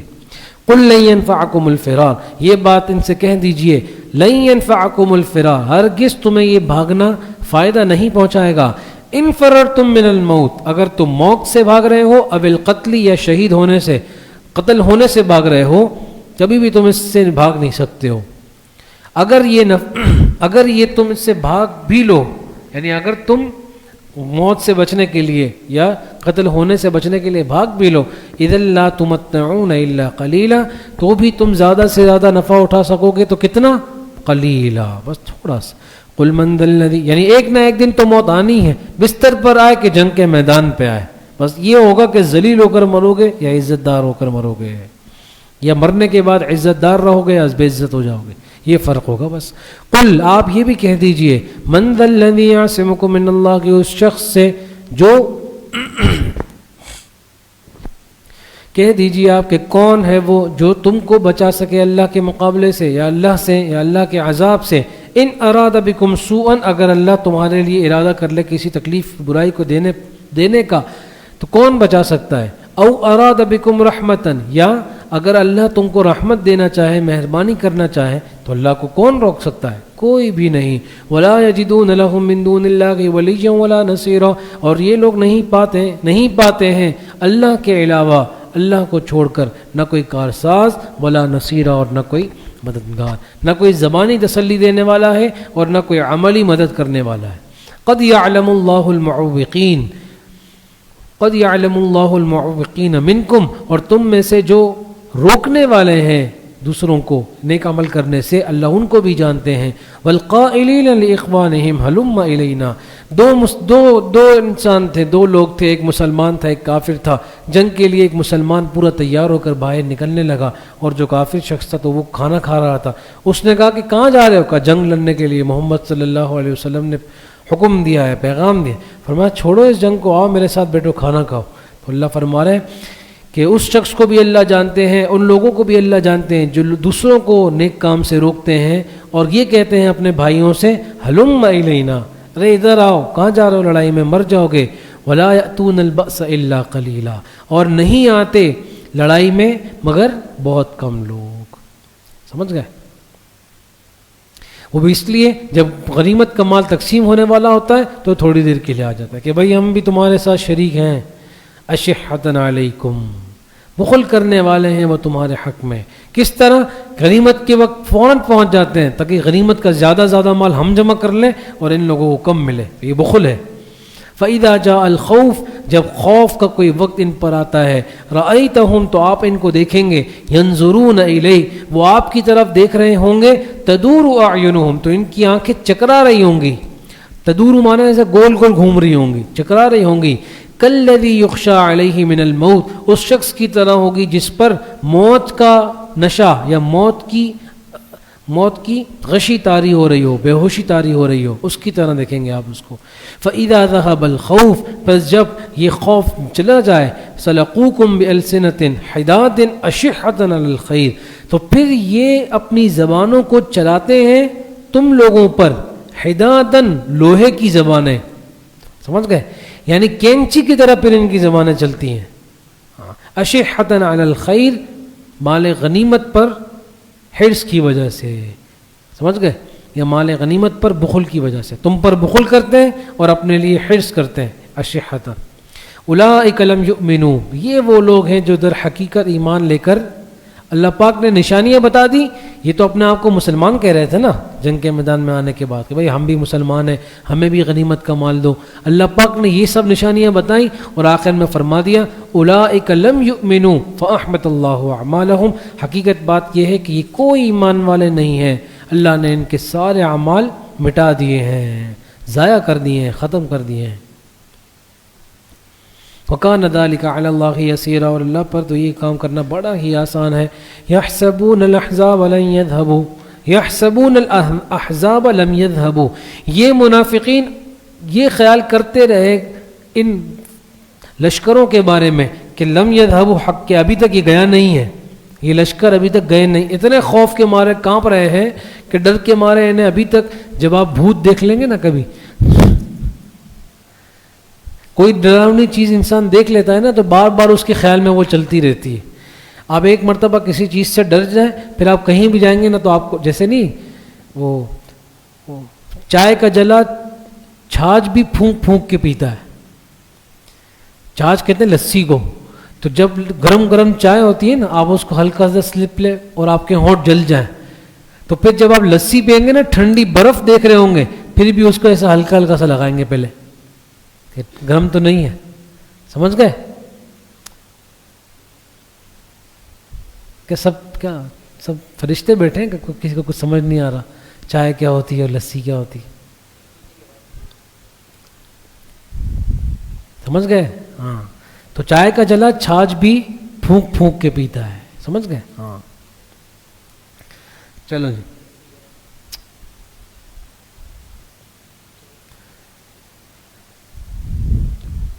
تو وَإِن يَأْتِ الْأَحْزَابُ، تو یہ منافقین بھی اسی طرح ہیں کہ بھائی حالانکہ ان کو تو گئے ہوئے دن گزر گئے، لیکن اب بھی یہ اس طرح کانپ رہے ہیں کہ گویا ابھی تک یہ جو فوجیں ہیں، جو لشکر ہیں، گئی نہیں ہیں ابھی تک. بار بار دوسروں سے وَإِن يَأْتِ الْأَحْزَابُ لَيَوَدُّوا لَوْ أَنَّهُمْ بَادُونَ فِي الْأَعْرَابِ، اور اگر بالفرض اس جو لشکر ہیں یہ اگر لوٹ بھی آئیں تو یہ تمنا کریں گے کہ کاش ہم کیا کرتے، ہم باہر دیہاتوں میں جا کر رہتے ہوتے، ہم مدینہ میں رہتے ہی نہیں. یہ تو لشکر پھر ان کے خلاف جنگ کرنے کے لیے آ گیا. کاش ہم بادون فی الاعراب، ہم یہ جو بدو قسم کے لوگ ہوتے ہیں نا، اس کو کہتے ہیں اعراب. یہ جو مدینہ کے باہر بدو رہتے ہیں نا، جن سے کسی کو کوئی سروکار نہیں ہوتا، ہم بھی کاش انہی میں جا کر رہتے ہوتے. یسألون عن انبائکم، اور پھر یہ لوگ تمہاری خبریں پوچھتے رہتے. ہاں بھئی کیا ہوا، وہ جو لشکر آیا تھا وہ گیا کہ نہیں گیا، حالات صحیح. باہر لندن میں بیٹھ کر یہاں کے حالات پوچھتے ہیں، حالات صحیح ہو گئے کہ نہیں ہو گئے پاکستان کے. وَلَوْ كَانُوا فِيكُمْ مَا قَاتَلُوا إِلَّا قَلِيلًا، اگر وہ تمہارے درمیان ہوں بھی تو بھی وہ کبھی بھی قتال نہیں کریں گے مگر تھوڑا سا، اتنا کہ تم بولو کہ انگلی کٹا کر شہیدوں میں نام لکھوانے آگے تاکہ غنیمت کا مال مل جائے. حالانکہ لقد کان لکم فی رسول اللہ اسوۃ حسنہ، ارے تمہارے لیے تو جو پیغمبر ہیں صلی اللہ علیہ وسلم، یہ تمہارے لیے بہترین نمونہ ہے. اتنی بڑی شان والے ہیں، ہستی والے ہیں، ذات والے ہیں، پھر بھی جنگ کرنے کے لیے خود میدان میں آتے ہیں، خندق کھودنے کے لیے خود کدال اٹھا رہے ہیں، خندق کھودنے کے لیے خود ضربے لگا رہے ہیں. حالانکہ نبی ہیں، صرف حکم کرتے، صحابہ خدمت کرتے، لیکن پھر بھی جنگ کے میدان میں ایک صحابی نے کہا کہ یا رسول اللہ، اپنی قمیض اٹھائی اور کہا کہ یا رسول اللہ دیکھیے، بھوک کی وجہ سے عالم یہ ہے کہ میں نے ایک پتھر باندھا ہوا ہے تاکہ پیٹ تھوڑا بھاری لگے اور مجھے محسوس ہو کہ میں نے کچھ کھایا ہے. تو آپ علیہ الصلوۃ والسلام نے اپنی قمیض مبارک کو اوپر کیا تو آپ علیہ السلام نے 2 پتھر باندھے ہوئے تھے. تو اللہ فرما رہے لقد کان لکم فی رسول اللہ اسوۃ حسنہ، ارے تمہارے لیے تو بہترین نمونہ تمہارے یہ پاک پیغمبر ہیں. اگر حکم فرماتے تو صحابہ اپنی جان دینے کے لیے تیار ہیں، تو خدمت کرنے کے لیے کیوں تیار نہیں ہوتے؟ لیکن پھر بھی صحابہ کی دلجوئی فرماتے، خود اینٹیں اٹھا کر لاتے، کبھی خود کدال مارتے. یہ سب نمونہ ہے تم لوگوں کے لیے. لیکن ان لوگوں کے لیے سچی بات یہ ہے کہ صرف ان لوگوں کے لیے نمونہ ہے من کان یرجو اللہ والیوم الاخر، جو اللہ کے ساتھ ملاقات کی امید رکھتے ہیں، آخرت کے دن کی امید رکھتے ہیں. وذکر اللہ کثیرا، اور تیسری بنیادی صفت یہ ہے کہ وہ اللہ کا ذکر کثرت سے کرتے ہیں. صرف ایمان لانا یہ کافی نہیں ہے، اعمال صالحہ یہ شرائط ایمان میں سے داخل ہے، مقتضیات ایمان میں داخل ہے. سمجھ گئے؟ وَلَمَّا رَأَى الْمُؤْمِنُونَ الْأَحْزَابَ. اب یہ تو حالت تھی مجرمین کی نا، کہ جب انہوں نے لشکر کو دیکھا اور فوج کو دیکھا تو ان کی حالت کیسی ہو گئی. اور جب ایمان والے ہیں ان کی شان یہ ہے کہ جب انہوں نے اس جنگ کے میدان میں ان ساری فوج کو دیکھا تو کہنے لگے هَذَا مَا وَعَدَنَا اللَّهُ وَرَسُولُهُ، یہ ہے وہ وعدہ جس کا اللہ اور اس کے رسول نے وعدہ کیا تھا. وَصَدَقَ اللَّهُ وَرَسُولُهُ، اور اللہ اور اس کے رسول بالکل سچے ہیں. وَمَا زَادَهُمْ إِلَّا إِيمَانًا وَتَسْلِيمًا، اور ان کا نہیں بڑھا مگر ایمان اور یقین. ان کا ایمان بڑھا، و تسلیم اور اطاعت بڑھی. ظاہر ہے جب حکم زیادہ ہوں گے تو ایمان لانے والی چیزیں بھی زیادہ ہو گئی نا، تو ایمان بڑھ گیا. یہ بات سمجھ میں آئی آپ لوگوں کو؟ بھائی پہلے نماز کا حکم تھا، زکوٰۃ کا حکم تھا، تو کتنے حکم ہیں؟ 2 حکم. تو 2 چیزوں پر ایمان. سمجھ گئے؟ اب حج بھی فرض ہو گیا، اب کتنے ہو گئے؟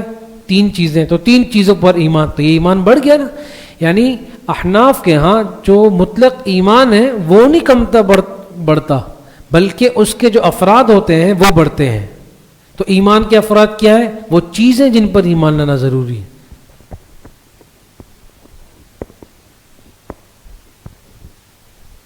سمجھ آ رہی؟ چلیں.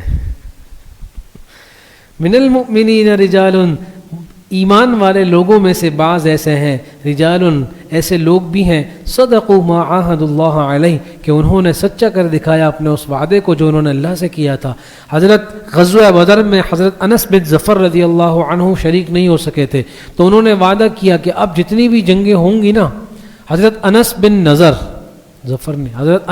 نضر رضی اللہ عنہ، انہوں نے کہ اب جتنی بھی جنگیں ہوں گی میں اس طرح لڑوں گا کہ میں اپنی جان بھی قربان کر دوں گا.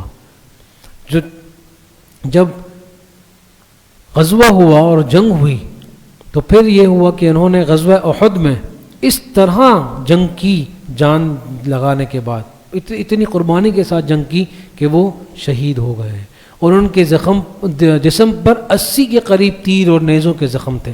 اس طرح زخموں سے چور تھے کہ ان کو پہچانا نہیں جا رہا تھا.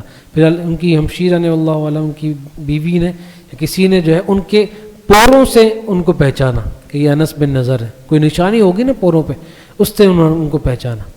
تو اللہ کہہ رہے ہیں کہ بعض لوگ ایسے ہیں جنہوں نے اللہ سے کیے ہوئے وعدے کو سچا کر دکھایا. فَمِنْهُمْ مَنْ قَضَى نَحْبَهُ، بعض وہ ہیں جو اپنی زندگی پوری کر چکے ہیں، یعنی انتقال ہو گیا ان کا. وَمِنْهُمْ مَنْ يَنْتَظِرُ، اور بعض وہ ہیں جو انتظار کر رہے ہیں کہ دوبارہ ہمیں کوئی موقع ملے اور ہم اللہ کی راہ میں اپنی جان کو. یہ فرق ہے ایمان اور کفر کا. وَمَا بَدَّلُوا تَبْدِيلًا، اور انہوں نے اپنے وعدے میں ذرا بھی تبدیلی نہیں کی. لِيَجْزِيَ اللَّهُ الصَّادِقِينَ بِصِدْقِهِمْ، تو بس یہ بات بھی سن لیں، خوشخبری بھی سن لیں، اب اللہ تعالیٰ بھی ان کو بدلہ دیں گے سچوں کو ان کے سچائی کی وجہ سے، اور منافقین کو عذاب دیں گے ان شاء اگر چاہیں، او یتوب علیہم، یا پھر یہ توبہ کر لیں تو اللہ ان کو بخش بھی دیں گے. ان اللہ کان غفورا رحیما، اس لیے کہ اللہ تو بے شک بڑے بخشنے والے ہیں، مہربان. ورد اللہ الذین کفروا بغیظہم لم ینالوا خیرا، اور اللہ نے واپس کر دیا ان کافروں کو اپنے غصے میں بھرے ہوئے. لم ینالوا خیرا، اور ان کو کچھ بھی فائدہ حاصل. بھائی 20-25 دن تک انہوں نے اپنا مال خرچ کیا، پیسہ خرچ کیا، لوگوں کی محنتیں خرچ ہوئیں، لیکن کوئی بھی نفع ان کو نہیں پہنچا. تو اللہ نے ان کو خائب و خاسر کر کے واپس لوٹا دیا. وکف اللہ المؤمنین القتال، اور اللہ خود کافی ہو گئے ایمان والوں سے اس قتال میں. دیکھیں نا، کسی مسلمان کو تلوار بھی نہیں اٹھانی پڑی، لیکن جنگ جیت گئے. کیسے جیت گئے؟ اللہ نے جتا دیا. وکان اللہ قویا عزیزا، اور اللہ کی ذات تو نہایت قوی، طاقتور بھی ہے اور غالب بھی ہے، وہ جس کو چاہے جب جتا دے.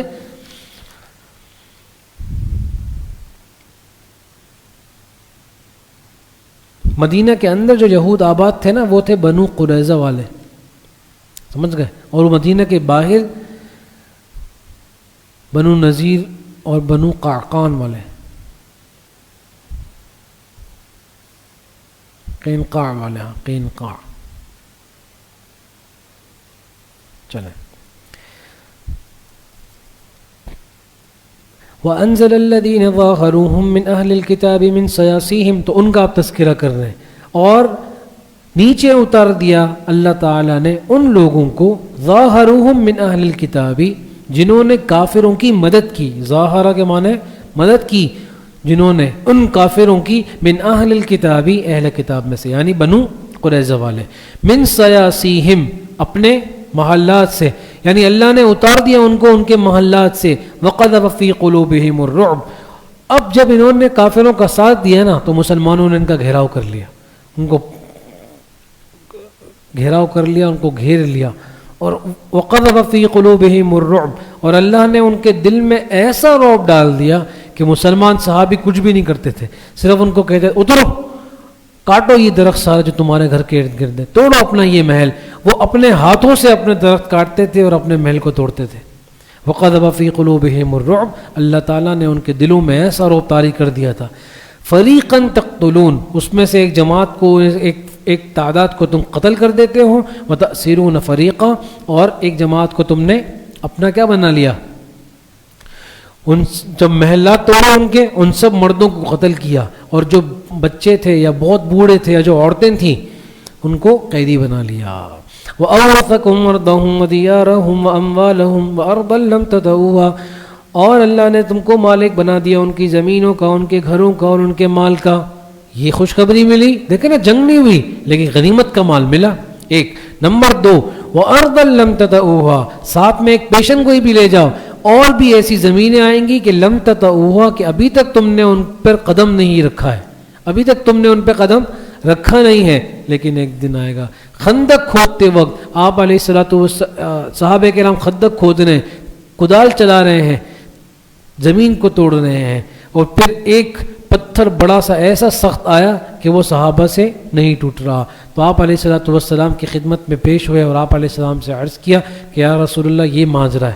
آپ علیہ السلام نے کدال اٹھائی، ایک زوردار ضرب لگائی، اور پھر اس میں چنگاری نکلی، اور وہ پہلی کدال میں ہی وہ پورا پتھر ٹوٹ گیا.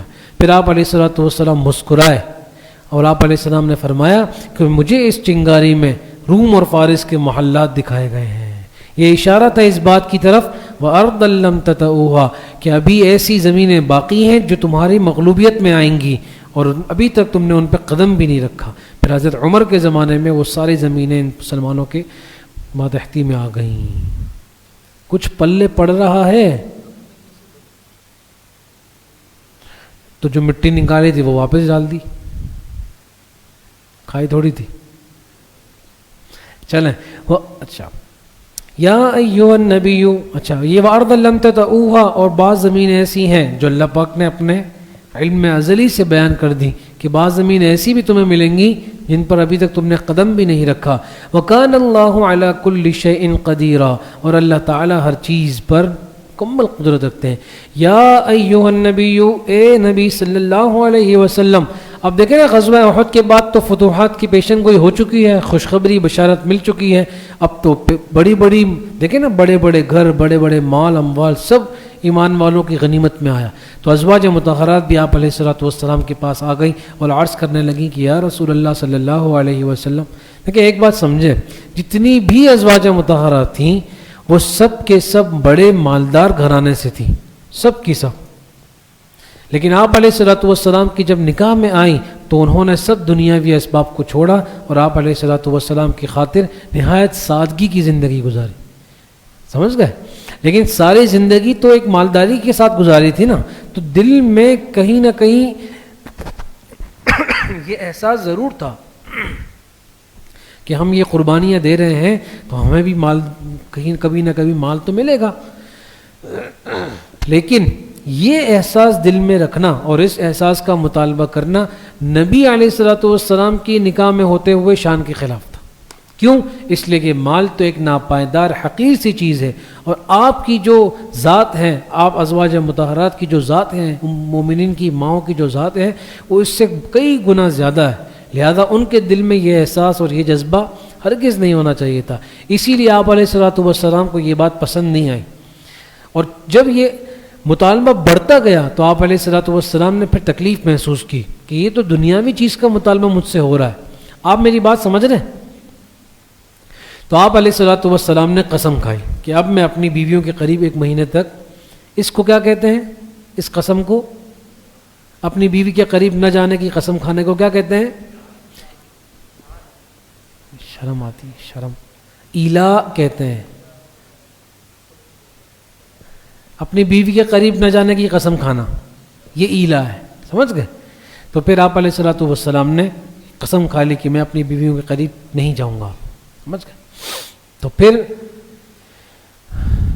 یہ بھی ایک لمبا قصہ ہے، جب بیویوں کے قریب نہیں گئے تو یہاں اس سے طلاق تو نہیں ہوئی، لیکن یہ ہو گیا کہ چونکہ آپ علیہ السلام پھر ان ازواج مطہرات کے گھروں میں نہیں جاتے تھے، اور مدینہ مسجد نبوی کے قریب ایک چھوٹا سا کمرہ تھا، وہاں آپ علیہ السلام رہتے تھے، اور اسی دوران یہ ہوا کہ آپ علیہ السلام کو پیر میں چوٹ لگ گئی۔ تو جب پیر میں چوٹ لگ گئی تو آپ علیہ السلام گھر سے باہر ہی نہیں نکلتے تھے، بس مسجد سے گھر مسجد سے گھر، صحابہ سے بھی ملاقاتیں کم ہو گئی۔ تو اب صحابہ کرام کو یہ لگا کہ شاید آپ علیہ السلام نے اپنی تمام ازواج مطہرات کو طلاق دے دی ہے۔ یہ بات مدینہ منورہ سے باہر پھیل گئی۔ حضرت عمر فرماتے ہیں کہ میں اور ایک میرا پڑوسی انصاری، وہ ہم مدینہ سے باہر رہتے تھے، اور ہم نے یہ بات طے کر لی تھی کہ ایک دن تم کاروبار کرو گے، میں مدینہ جاؤں گا تاکہ علم حاصل کروں، اور ایک دن تم مدینہ جانا اور میں کاروبار کروں گا۔ تو ایک دن اس کی باری تھی، وہ مدینہ سے واپس آیا جب، تو زور زور سے میرا گھر کا دروازہ کھٹکھٹانے لگا، تو میں پریشان ہو کر باہر نکلا اور کہنے لگا کہ بھئی آج تو بڑا معاملہ ہوگا۔ کیا ہوا؟ کہ آپ علیہ السلام نے اپنی تمام ازواج مطہرات کو طلاق دے دی ہیں۔ تو اس میں تو حضرت عمر کی بیٹی بھی شامل تھی نا، حضرت حفصہ رضی اللہ تعالی عنہ۔ تو حضرت عمر رضی اللہ تعالیٰ عنہ بڑے پریشان ہوئے، گئے مدینہ منورہ مسجد نبوی گئے، تو وہاں صحابہ کرام بیٹھ کر رو رہے تھے۔ تو آپ رضی اللہ تعالیٰ عنہ پریشان تھے، معلوم کیا، حضرت حفصہ کے پاس گئے تو وہ بھی بیٹھی رو رہی تھیں، معلوم کیا کہ کیا رسول اللہ نے آپ کو طلاق دے دی ہے ازواج مطہرات کو؟ فرمایا کہ ہمیں علم نہیں ہے، لیکن وہ مدینہ مسجد نبوی کے قریب ایک کمرے میں ہے، تو آپ ان سے جا کر ہی معلوم کر لیں۔ تو آپ رضی اللہ عنہ وہاں گئے، وہاں ایک غلام کو باہر کھڑا کیا ہوا تھا آپ علیہ السلام نے۔ تو حضرت عمر نے فرمایا کہ تم جا کر اجازت لو کہ عمر آیا ہے اور آپ سے ملاقات کی اجازت چاہتا ہے۔ تو لڑکا اندر گیا، غلام جو تھا، اور واپس آیا، کہنے لگا کہ میں نے آپ کا تذکرہ کیا لیکن آپ علیہ السلام نے کوئی جواب نہیں دیا۔ تو حضرت عمر نے فرمایا کہ آپ علیہ السلام سے یہ بات عرض کر دو کہ عمر کہہ رہا ہے کہ اگر آپ یہ سوچ رہے ہیں کہ میں اپنی بیٹی یعنی حضرت حفصہ کی طرف سے کوئی بات کرنے آیا ہوں، یہ وکالت کرنے آیا ہوں، تو ہرگز نہیں، بلکہ اگر آپ حکم دیں تو میں خود اپنی تلوار سے اپنی بیٹی کا سر قلم کر دوں۔ یہ ابھی آپ نے حدیث سنی نا کہ اس وقت تک کوئی کامل مومن نہیں ہو سکتا جب تک اپنی مال، اولاد اور جان سے زیادہ، یہ وہی اسی کی مثال تھی۔ تو حضرت عمر نے فرمایا اس طرح جا کر آپ ان سے عرض کیجئے۔ تو حضرت غلام اندر گیا، پھر دوسری مرتبہ، پھر تیسری مرتبہ میں حضرت عمر نے فرمایا، واپس میں جانے لگا تو پیچھے سے مجھے غلام نے آواز دی کہ آپ آ جائیں، آپ کے لیے اجازت مل گئی۔ تو حضرت عمر فرماتے جیسے ہی میں اندر کمرے کے اندر گیا تو چٹائی لگی ہوئی تھی اور آپ علیہ السلام اس پر لیٹے ہوئے تھے، اور میں نے خود اپنی آنکھوں سے دیکھا کہ حضرت حضور علیہ السلام کی پیٹھ مبارک پر چٹائی کے نشان پڑ گئے تھے۔ تو حضرت عمر نے فرمایا کہ یا رسول اللہ، آپ اللہ پاک سے دعا کریں نا کہ مسلمانوں کے لیے بھی اب کیا ہو جائے، کچھ دنیا کھل جائے۔ یہ جو مشرکین ہیں، جو منافقین ہیں، جو باہر دوسرے روم اور فارس کے لوگ ہیں، یہ تو اللہ کو مانتے بھی نہیں ہیں، لیکن ان پر بھی دنیا اتنی کھلی ہوئی ہے، تو آپ اللہ پاک سے دعا کریں۔ حضور علیہ السلام ایک دم اٹھ کھڑے ہوئے اور فرمایا کہ کیا تم اس بات کو پسند نہیں کرتے ہو کہ ان کے لیے دنیا ہے اور ہمارے لیے آخرت ہے؟ پھر حضرت عمر رضی اللہ عنہ نے سوال کیا کہ یا رسول اللہ، کیا آپ اپنی ازواج مطہرات کو طلاق دے دی ہے؟ تو آپ علیہ السلام نے فرمایا کہ نہیں۔ تو حضرت عمر فرماتے ہیں کہ مجھے بہت تسلی ہوئی اور اتنی خوشی ہوئی کہ میں نے اللہ اکبر کا نعرہ لگایا، اور پھر حضرت حفصہ رضی اللہ تعالیٰ عنہ کے پاس آئے اور ایسا گلا پکڑا حضرت حفصہ کا، فرمایا تم کو میں نے منع نہیں کیا تھا کہ تم دنیا میں کسی چیز کا جناب نبی کریم صلی اللہ علیہ وسلم سے مطالبہ نہیں کرو گی؟ اور اور یہ نہیں کہا تھا کہ اگر تم کو کبھی محسوس ہو کوئی چیز کی ضرورت تو تم میرے پاس آ کر مجھ سے مطالبہ کرنا. تھے تو مالدار نہ سب، لیکن آپ علیہ الصلوۃ والسلام کی سادگی کا عالم تھا، نبی تھے. تو حضرت حفصہ رضی اللہ تعالی عنہ کے ساتھ حضرت عمر رضی اللہ عنہ نے یہ معاملہ کیا. پھر ایک مہینہ قریب تھا، ختم ہونے والا تھا، کہ آپ علیہ الصلوۃ والسلام نے پھر جو ہے وہ کفارہ ادا کیا ایلا کا، اس قسم کا، کیونکہ فرماتے تھے کہ میں اب نہیں جاؤں گا قریب. تو اگر تو یہ 40 دن 4 ماہ 40 دن پورے ہوتے تو پھر طلاق پڑ جاتی، ایک طلاق پڑ جاتی. پتہ ہے آپ کو؟ سن بیٹھے ہو سب بھائی، میں اوپر کی باتیں کر رہا ہوں نا، جنت کی باتیں ہو رہی ہیں اور آپ لوگوں کا جنت سے استغفر اللہ. تو اس لیے مہینہ پورا 29 دن جب پورے ہوئے تو آپ علیہ الصلوۃ والسلام نے کفارہ ادا کیا اس قسم کا، اور پھر آپ علیہ الصلوۃ والسلام اپنے ازواج مطہرات کے پاس آئے، اور اس موقع پر پھر یہ والی آیت نازل ہوئی. کچھ سمجھ میں آیا؟ اور پھر یہ والی آیت کیا نازل ہوئی سنیں. یا ایھا النبی قل لازواجک، اے نبی صلی اللہ علیہ وسلم آپ کہہ دیجئے اپنی تمام ازواج مطہرات سے، 2 ٹوک بات کر دیجئے. کیا؟ ان کنتن تردن الحیات الدنیا، اگر تم چاہتی ہو دنیاوی زندگی کو، وزینتہا اور اس کی بہار، اس کی خوبصورتی کو اگر تم چاہتی ہو، فتعالین تو آؤ، امتعکن میں تمہیں کچھ کیا کر دوں، نفع کی چیزیں دے دوں، نان نفقہ اور یہ سب چیزیں دے دوں. وَأُسَرِّحْكُنَّ صَرَاحًا جَمِيلًا، اور پھر لیکن دوسری بات بھی سن لو کہ پھر میں تمہیں اچھی طرح رخصت کر دوں. کیا مطلب؟ یعنی طلاق. اگر تم یہ چاہتی ہو کہ دنیاوی زندگی کے حصے میں تم کو حصہ ملے تو پھر یہ ہے کہ تم نبی کی بیوی نہیں رہ سکو گی، اس لیے تم جا کر تمہارے پاس ان 2 میں سے ایک اختیار ہے. یعنی یہ ایسا اختیار تھا کہ اگر ان دونوں میں سے کسی ایک کو تم چاہتی ہو چننا تو تم چن سکتی ہو. تو آپ علیہ الصلوۃ والسلام سب سے پہلے حضرت عائشہ رضی اللہ عنہ کے پاس گئے. آپ علیہ الصلوۃ والسلام کیا ہوئے؟ سب سے پہلے حضرت عائشہ رضی اللہ تعالی عنہ کے پاس گئے، اور پھر ان سے یہ فرمایا کہ مجھے اللہ پاک نے حکم دیا ہے کہ میں اپنی ازواج مطہرات کو یہ 2 آپشن دے دوں، لیکن تم جلد بازی میں کوئی فیصلہ مت کرنا، بلکہ تم ایک مرتبہ اپنے والدین سے مشورہ بھی کر لینا. پھر آپ علیہ الصلوۃ والسلام نے یہ 2 چیزیں ان کے سامنے رکھی. تم چاہتی ہو کہ اللہ اور اس کے رسول، اللہ تعالیٰ کا جو تذکرہ ہے یہاں تو برکت کے لیے، تبرکن ہے. حقیقتاً تو یہی مراد تھا نا کہ آپ علیہ الصلوۃ والسلام کے ساتھ رہنا چاہتی ہو بغیر مال و اسباب کے، یا آپ علیہ الصلوۃ والسلام سے طلاق لے کر مال و اسباب کے ساتھ رہنا چاہتی ہو. تو حضرت عائشہ نے فرمایا رضی اللہ عنہ کہ اس میں مجھے کوئی اپنے ماں باپ سے مشورہ کرنے کی ضرورت ہے؟ میں تو ہرگز مال و اسباب کی طرف نہیں جاؤں گی، بلکہ میں تو اللہ اور اس کے رسول اور آخرت کے دن کو ہی طلب کروں گا. اور پھر اس طرح آپ علیہ الصلوۃ والسلام نے ایک ایک کر کے تمام ازواج مطہرات کے پاس جا کر یہ بات پیش کی. ہر ایک نے یہی جواب دیا کہ اس میں ہمیں کسی دوسرے سے پوچھنے کی کوئی ضرورت نہیں ہے. سمجھ گئے بات؟ ایک بات. دوسری بات، کبھی بھی آپ کے دل میں یہ بات نہ آئے کہ ازواج مطہرات نے جو مطالبہ کیا تھا وہ دنیاوی اسباب کا تھا. نا نا نا نا نا.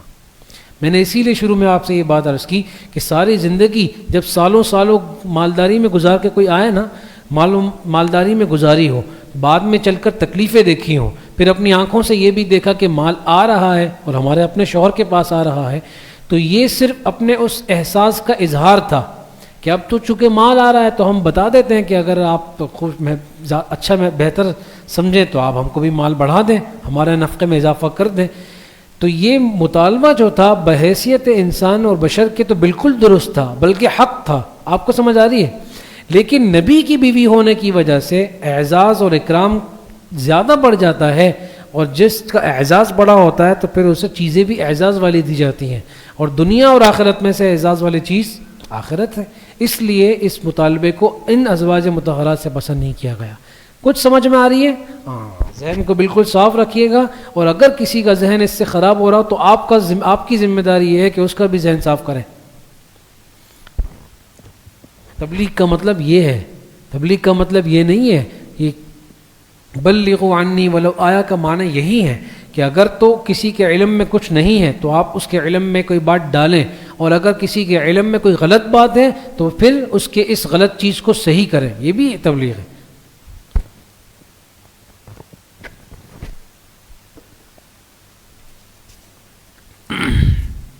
تو دیکھیں وَإِن كُنتُنَّ تُرِدْنَ اللَّهَ وَرَسُولَهُ، اور اگر تم چاہو اللہ کو اور اس کے رسول کو، وَالدَّارَ الْآخِرَةَ، اور آخرت کی زندگی کو، فَإِنَّ اللَّهَ أَعَدَّ لِلْمُحْسِنَاتِ مِنكُنَّ أَجْرًا عَظِيمًا، تو بس اللہ تعالیٰ نے احسان کرنے والیوں کے لیے تیار کر رکھا ہے تم میں سے جو احسان کرنے والی ہیں۔ تو آپ کے سامنے بات آ گئی تھی کہ احسان سے مراد کیا ہے؟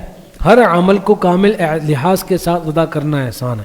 منکن اجرا عظیما، تیار کر رکھا ہے اللہ نے بہت بڑا اجر۔ یا نساء النبی من یأتی منکن بفاحشۃ مبینۃ یضاعف لها العذاب ضعفین، اے نبی کی بیویوں، من یأتی منکن بفاحشۃ، تم میں سے کوئی بھی اگر بفاحشۃ مبینۃ، کوئی بالکل صریح ناشائستہ بات کرے گا یا کوئی ایسا مطالبہ جو نبی کی بیوی ہونے کے اعتبار سے درست نہیں ہوگا، چہ جائے، یعنی اگرچہ وہ ایک انسان اور بشر ہونے کے اعتبار سے تو تقاضا حق کا ہو، لیکن نبی کی بیوی ہونے کی وجہ سے اگر تم میں سے کوئی ایسا مطالبہ کرے گا جو درست نہ ہو، یضاعف لها العذاب ضعفین، پھر اس کو دگنا عذاب دیا جائے گا۔ وَكَانَ ذَلِكَ عَلَى اللَّهِ يَسِيرًا، اور اللہ تعالیٰ کے لیے یہ بات بالکل آسان ہے۔ تو جو گندے دل والے لوگ تھے وہ اس آیت کو پڑھ کر کیا ہو گئے؟ خوش ہو گئے کہ دیکھیں اللہ نے کہا کہ نبی کی جو بیویاں بھی ہیں نا ان کو بھی دگنا عذاب ہوگا۔ گندے دل والے سمجھ گئے؟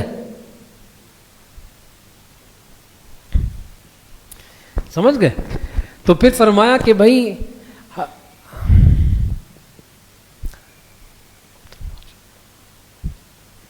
ایک مفسر قرآن ہے حضرت عبد الماجد دریابادی صاحب رحمۃ اللہ علیہ، انہوں نے اس آیت کی تفسیر میں یہ بات ذکر فرمائی کہ بھئی اس آیت سے تو ازواج مطہرات کی زیادہ فضیلت سمجھ میں آ رہی ہے۔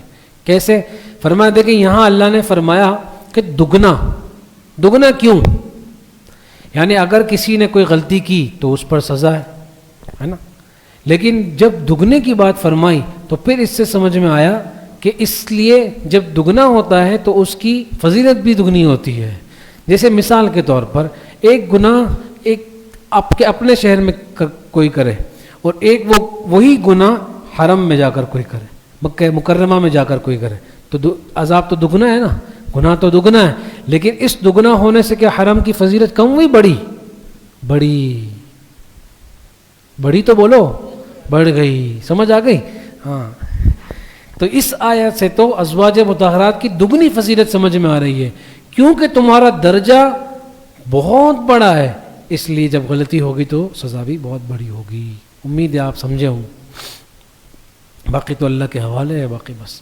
وَمَن يَقْنُتْ مِنكُنَّ لِلَّهِ وَرَسُولِهِ، اور جو تم میں سے فرما برداری کرے گی اللہ کی اور اس کے رسول کی، ہاں حقوق واجبہ میں، وَتَعْمَلْ صَالِحًا نُؤْتِهَا أَجْرَهَا مَرَّتَيْن، اور جو تم میں سے نیک عمل کرے گی امور غیر واجبہ، بھائی جو امور واجبہ ہیں وہ تو کرنا لازم اور ضروری اور فرض ہے، اور جو امور غیر واجبہ ہیں وہ بھی کریں گے تو اور زیادہ اچھی بات، تو نُؤْتِهَا أَجْرَهَا مَرَّتَيْن، تو ہم انہیں دیں گے دگنا اجر۔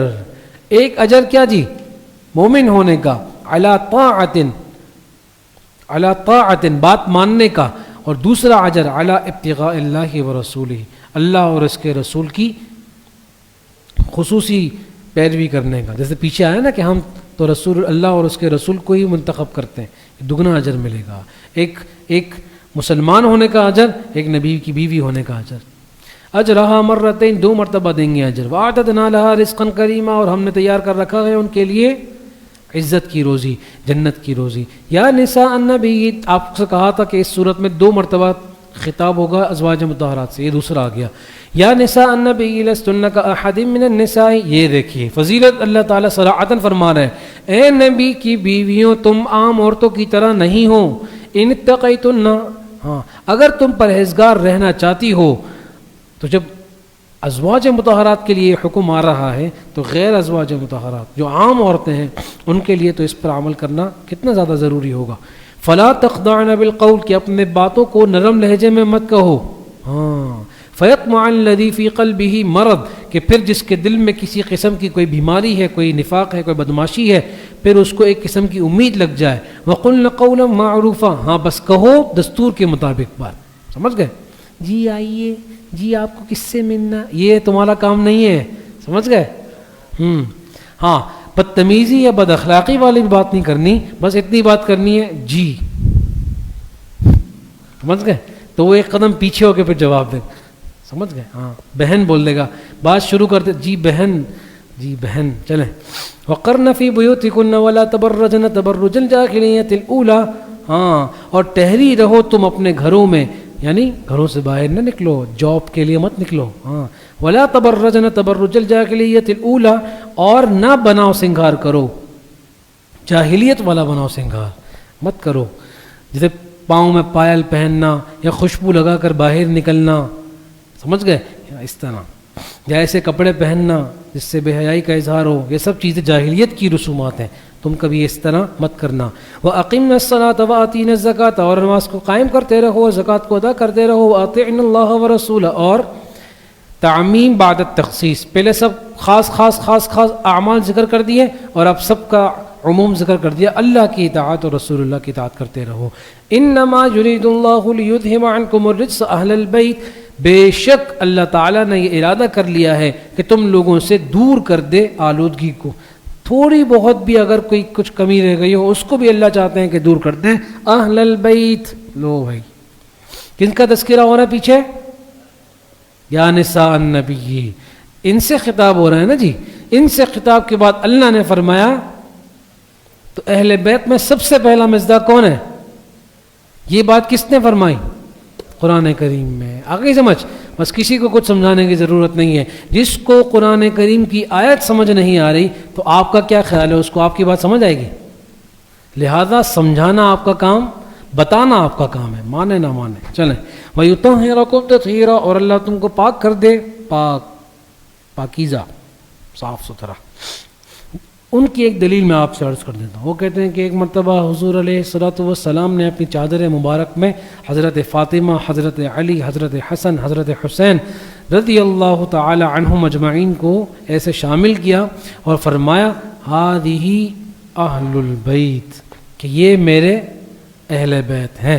وہ کہتے ہیں دیکھو صرف ان کو آپ علیہ السلام نے شامل کیا۔ اس سے تو سمجھ میں خود آ جانا چاہیے کہ دیکھیں آپ علیہ الصلوۃ والسلام نے ان کو الگ سے یہ بات کیوں ذکر فرمائی؟ اس لیے کہ یہاں تذکرہ کس کا آ رہا ہے؟ ازواج مطہرات کے تذکرے کے بعد لقب کیا مل رہا ہے؟ اہل بیت۔ تو پڑھنے والے کو کیا سمجھ میں آئے گا کہ اہل بیت میں صرف کون شامل ہے؟ صرف ازواج مطہرات۔ اس بات کی وضاحت کے لیے آپ علیہ الصلوۃ والسلام نے فرمایا کہ ازواج مطہرات تو ہے ہی ہیں، قرآن کی نص سے ثابت ہے، لیکن یہ جو چار باقی پانچ ہیں یہ بھی میرے اہل بیت میں شامل ہیں۔ کچھ سمجھ میں آیا؟ ہاں چلیں۔ وَاذْكُرْنَ مَا يُتْلَى فِي بُيُوتِكُنَّ، اب تو مناظرہ کر لیں گے نا آپ لوگ یہ بات۔ وَاذْكُرْنَ مَا يُتْلَى فِي بُيُوتِكُنَّ، اور یاد رکھو جو کچھ پڑھا جاتا ہے تمہارے گھروں میں، من آیات اللہ والحکمت، اللہ کی آیتیں اور رسول کی سنتیں۔ ان اللہ کان لطیفا خبیرا، بے شک اللہ تعالیٰ باریک بین ہے اور باخبر ہے۔ ان المسلمین والمسلمات والمؤمنین والمؤمنات، بے شک جو مسلمان مرد ہیں مسلمان عورتیں ہیں، ایمان والے مرد ہیں ایمان والی عورتیں ہیں۔ ہاں مسلمان الگ مومنین الگ۔ ایک بات ہمیشہ یاد رکھیں، جب مسلمان اور مومن الگ الگ لفظ ذکر ہوں گے تو پھر ایمان سے مراد عقائد ہوں گے اور اسلام سے مراد اعمال ظاہرہ ہوں گے۔ سمجھ گئے؟ سمجھ گئے؟ اور جب دونوں میں سے ایک لفظ ذکر ہوگا اور دوسرا نہیں ہوگا تو پھر اس سے مراد دونوں ہوں گے، یعنی ایمان سے مراد کیا ہوگا اس وقت؟ عقائد بھی اعمال بھی، اگر اسلام کا لفظ نہیں ذکر، اور اگر صرف اسلام کا لفظ ذکر ہے ایمان کا لفظ ذکر نہیں، اس میں بھی عقائد بھی اور اسلام بھی۔ تو آپ کبھی دیکھیں گے کہ بھائی تفسیر میں تو آپ نے پڑھا بھائی اسلام سے عمل ظاہرہ اور ایمان سے عقائد ظاہرہ، جیسے کہ حدیث جبرائیل جس میں آپ علیہ الصلوۃ والسلام کے پاس حضرت جبرائیل علیہ الصلوۃ والسلام آئے اور انہوں نے سوال کیا کہ مل ایمان، ایمان کیا ہے؟ تو حضور علیہ الصلوۃ والسلام نے فرمایا ان تؤمن باللہ ورسولہ، پہ آگے پوری حدیث کہ تم ایمان لاؤ اللہ پر اور اس کے رسول پر، یعنی اس کا تعلق عقائد سے تھا۔ اور پہ فرمایا، سوال فرمایا مل اسلام، اسلام کیا ہے؟ تو آپ علیہ الصلوۃ والسلام نے فرمایا ان تقیمین الصلاۃ وتزکی، یعنی اعمال ظاہرہ کا تذکرہ کیا۔ اس حدیث سے دلالت ہوتی ہے اس بات کی طرف کہ ایمان کا تعلق عقائد سے ہے اور اسلام کا تعلق اعمال سے ہے۔ سمجھ گئے؟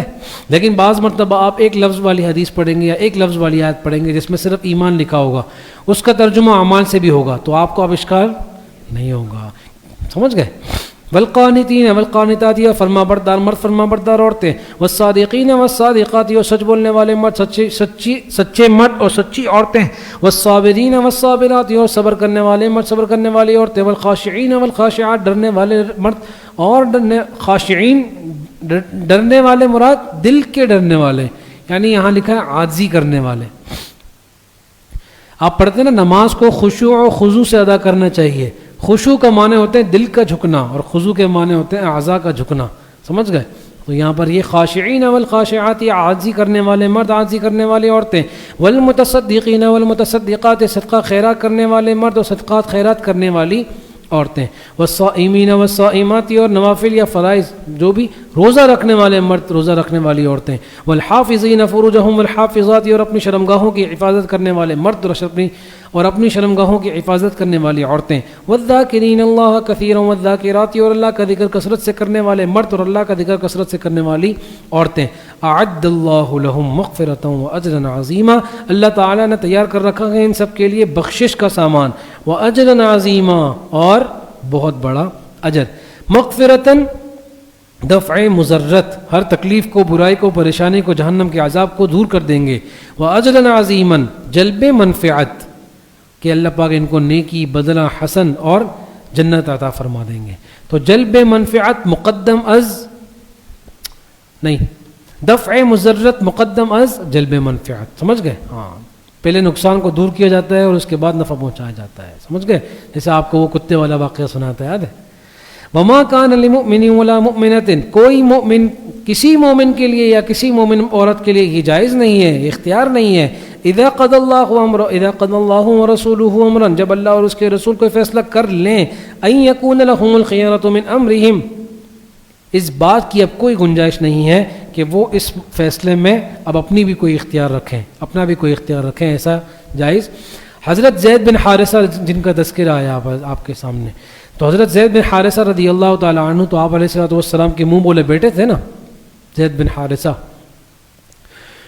تو آپ علیہ السلام کی چاہت یہ تھی کہ مکہ قریش کے ایک سردار کی بیٹی تھی زینب بنت جحش، ان کے بھائی تھے عبداللہ بن جحش۔ تو آپ علیہ السلام نے ان کو فرمایا کہ بھئی میری چاہت یہ ہے کہ آپ اپنی بہن کا نکاح زید بن حارثہ سے کرا دیں۔ تو حضرت عبداللہ بن جحش رضی اللہ تعالی عنہ نے اس کا تذکرہ زینب بنت جحش سے بھی فرمایا، اور یہ بھی اچھا جب یہ بات آپ علیہ السلام نے فرمائی تو خود حضرت زینب بنت جحش موجود تھیں۔ تو عبداللہ بن جحش رضی اللہ عنہ نے فرمایا کہ یہ تو غلام رہ چکے ہیں، غلام تو تھے نا آپ علیہ السلام کے، اور سالوں سے غلام تھے، سب جانتے تھے کہ یہ غلام ہے، اور جو میری بہن ہے یہ تو سردار کی بیٹی ہے، ہم تو سردار کا قبیلہ ہے قریش کا، تو یہ جوڑ نہیں بنے گا، سمجھ رہے ہیں؟ تو آپ علیہ السلام نے کوئی جواب نہیں دیا اور واپس چلنے لگے۔ اتنے میں پردے میں حضرت زینب بنت جحش رضی اللہ تعالی عنہ نے حضرت اپنے بھائی سے کہا کہ یہ آپ علیہ السلام کا حکم ہے، اس کی روگردانی مت کریں۔ تو ایک دم حضرت عبداللہ بن جحش کو ایک بات چوٹ لگی کہ یہ تو واقعی مجھ سے غلطی ہو گئی ہے، اور پھر فوراً دوڑتے ہوئے آپ علیہ السلام کے پاس آئے اور فرمایا کہ یا رسول اللہ علیہ السلام اگر آپ کا حکم ہے تو بالکل سر آنکھوں پر۔ اس وقت یہ آیت نازل ہوئی کہ جب اللہ اور اس کے رسول کوئی بات کر دے نا کہ میری چاہت یہ ہے کہ یہ کام ہو جائے، تو یہ تم کو کوئی اختیار نہیں ہوگا کہ تم اس کے خلاف یا اس سے ہٹ کر کوئی بات اپنی پیش کرو یا اپنا مشورہ دو۔ کیوں؟ اس لیے کہ وما ينطق عن الهوى یہ اپنی طرف سے کوئی بات نہیں کرتے، ان هو الا وحی یوحى یہ ان کو وحی کی جاتی ہے جو یہ اپنی زبان سے ادا کرتے ہیں۔ آ رہی ہے سمجھ؟ ایک صحابی رضی اللہ تعالیٰ عنہ جسے آپ علیہ السلام کوئی بھی بات فرماتے تو وہ لکھتے تھے اپنے پاس، تو ایک مرتبہ بطور عرض کہ آپ علیہ السلام سے پوچھنے لگے کہ یا رسول اللہ کبھی کبھی ایسا ہوتا ہے میں آپ کی ہر بات لکھتا ہوں، کبھی ایسا ہوتا ہے کہ آپ کا موڈ ٹھیک نہیں ہوتا، کبھی آپ غصے میں ہوتے ہیں، کبھی آپ مذاق کے، تو میں وہ باتیں بھی لکھ لیا کروں؟ تو آپ علیہ السلام نے فرمایا کہ اس زبان سے سوائے حق کے اور کچھ بھی نہیں نکلتا، لکھ لیا کرو۔ آ رہی ہے سمجھ؟ اس لیے اللہ تعالیٰ نے تنبیہ فرما دی ایمان والوں کے لیے، لیکن چونکہ بات تو دل میں تھی اس لیے جو نکاح تھا یہ زیادہ دیر تک چل نہیں سکا۔ حضرت زید رضی اللہ تعالیٰ عنہ اور حضرت زینب بنت جحش رضی اللہ تعالیٰ عنہما ان کے درمیان یہ جو رشتہ تھا یہ زیادہ قائم نہیں رہ پایا۔ کبھی ایسا ہوتا تھا کہ حضرت زید بن رضی اللہ عنہ چھوڑ کے آ جاتے تھے اور آپ علیہ السلام کے پاس بیٹھے رہتے تھے، پھر آپ علیہ السلام ان میں صلح کراتے تھے، پھر جاتے تھے، پھر تھوڑے دنوں کے بعد واپس، یہ معاملہ چلتا رہتا تھا۔ تو آپ علیہ السلام نے یہ بات محسوس کی کہ یہاں زید بھی تکلیف میں آ رہے ہیں، وہاں زینب بنت جحش بھی تکلیف میں ہے، ظاہر ہے. تو پھر یہ طلب دل میں یہ ایک سوچ تھی کہ اللہ تعالیٰ ان کے درمیان ایک بہترین فیصلہ فرما دے. تو پھر اللہ تعالیٰ نے یہ بہترین فیصلہ یہ فرما دیا کہ حضرت زید رضی اللہ عنہ نے ایک مرتبہ آ کر پھر یہ قصہ ختم کر دیا اور حضرت زینب کو طلاق دے دی. جب طلاق ہو گئی تو پھر اللہ تعالیٰ نے خود حضرت زینب رضی اللہ تعالیٰ عنہ کا نکاح آپ علیہ الصلوۃ والسلام سے فرما دیا. تو حضرت زینب رضی اللہ عنہ باقی تمام ازواج مطہرات میں یہ فخر سے بات کہتی تھی، تم سب کا نکاح تو کسی نے اس نے کروایا، کسی کا اس نے کروایا، اور میرا نکاح تو خود اللہ تعالیٰ نے فرمایا. دیکھیں جی، ہاں ایک بات. دوسرا، یہ اس رسم جاہلیت کو بھی توڑا کہ لوگ کہتے تھے کہ بھئی یہ تو آپ علیہ السلام کے منہ بولے بیٹے ہیں، ہے نا. تو اللہ تعالیٰ نے حکم دیا کہ آپ ان کی طلاق یافتہ بیوی سے شادی کر لیں. سمجھ گئے؟ تو اب اپنے بیٹے کی بیوی سے تو شادی ہو نہیں سکتی، تو آپ شادی کر کے ان کا یہ عقیدہ بھی توڑ دیں کہ یہ بیٹے تھے ہی نہیں. سمجھ گئے؟ یہ تو صرف منہ بولے بیٹے تھے نا، تو یہ تو بیٹے تھے ہی نہیں، لہذا ان کی بیوی سے شادی کرنا بھی جائز ہے. تو بہت سارے مسلمانوں کے لیے بھی راستہ کھل گیا، کیونکہ ساری زندگی انہوں نے یہی دیکھا تھا کہ بیٹے کی بیوی سے شادی نہیں ہو سکتا. تو اللہ تعالیٰ نے یہ عقیدے کو بالکل صاف فرما دیا. اگر بات صرف قولی ہوتی تو کسی کے شک میں پڑ جانے کا خوف ہوتا، لیکن عملاً فرما دیا تو بالکل بات واضح ہو گئی. وما کان لمؤمن ولا مؤمنۃ، کسی کے لیے بھی اختیار نہیں ہے. ومن یعص اللہ ورسولہ، جس نے نافرمانی کی اللہ اور اس کے رسول کی، فقد ضل ضلالا مبینا، تو وہ تو بالکل صریح گمراہی میں پڑ گیا. وَإِذْ تَقُولُ لِلَّذِينَ أَنْعَمَ اللَّهُ عَلَيْهِ وَأَنْعَمْتَ عَلَيْهِ أَمْسِكْ عَلَيْكَ زَوْجَكَ، اور جب آپ کہہ رہے تھے اس شخص سے جس پر اللہ نے انعام کیا تھا اور احسان کیا تھا، کیا کہہ رہے تھے؟ أَمْسِكْ عَلَيْكَ زَوْجَكَ، اپنی بیوی کو روکے رکھو، یعنی صلح کراتے تھے آپ علیہ الصلوۃ والسلام. واتق اللہ، اور اللہ سے ڈرتے رہو. وتخفی فی نفسک، اور اپنے دل میں ایک خواہش کو چھپا رہے تھے جس کو اللہ پاک نے ظاہر کرنا تھا. وتخشى الناس، اور آپ اپنے اور لوگوں کے ساتھ بھی آپ خوف کھا رہے تھے. سمجھ گئے؟ چونکہ حضرت زینب کی اس تکلیف کو بار بار دیکھتے تھے تو آپ علیہ السلام کے دل میں یہ بات تھی کہ پھر اللہ تعالیٰ ان کے درمیان کوئی بہترین فیصلہ فرما دے کہ ان کا اگر نہیں رہ سکتے تو پھر یہ خود سے ہی طلاق دے دیں، کیونکہ روزانہ آ کر روٹھ کر بیٹھ جانا، اکیلا رہنا، پھر ان کا اکیلا رہنا، یہ زیادہ تکلیف کی بات ہے. اس سے بہتر یہ ہے کہ یہ طلاق دے دیں اور کوئی ان سے نکاح کر لے، ان کا کسی اور جگہ نکاح کرا دے، تو دونوں زندگی گزاریں گے پھر اپنی اپنی. تو یہ ایک دل میں خواہش تھی جس کو اللہ پاک ظاہر فرمانے والے تھے.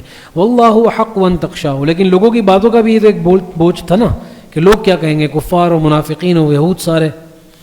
فلم کیا کہیں گے کہ اپنے منہ بولے بیٹے اپنی بیٹے کی بیوی سے شادی کر لی. تو پھر اللہ تعالیٰ نے فرمایا کہ اللہ زیادہ حقدار ہے اس بات کے کہ آپ اللہ سے ڈریں.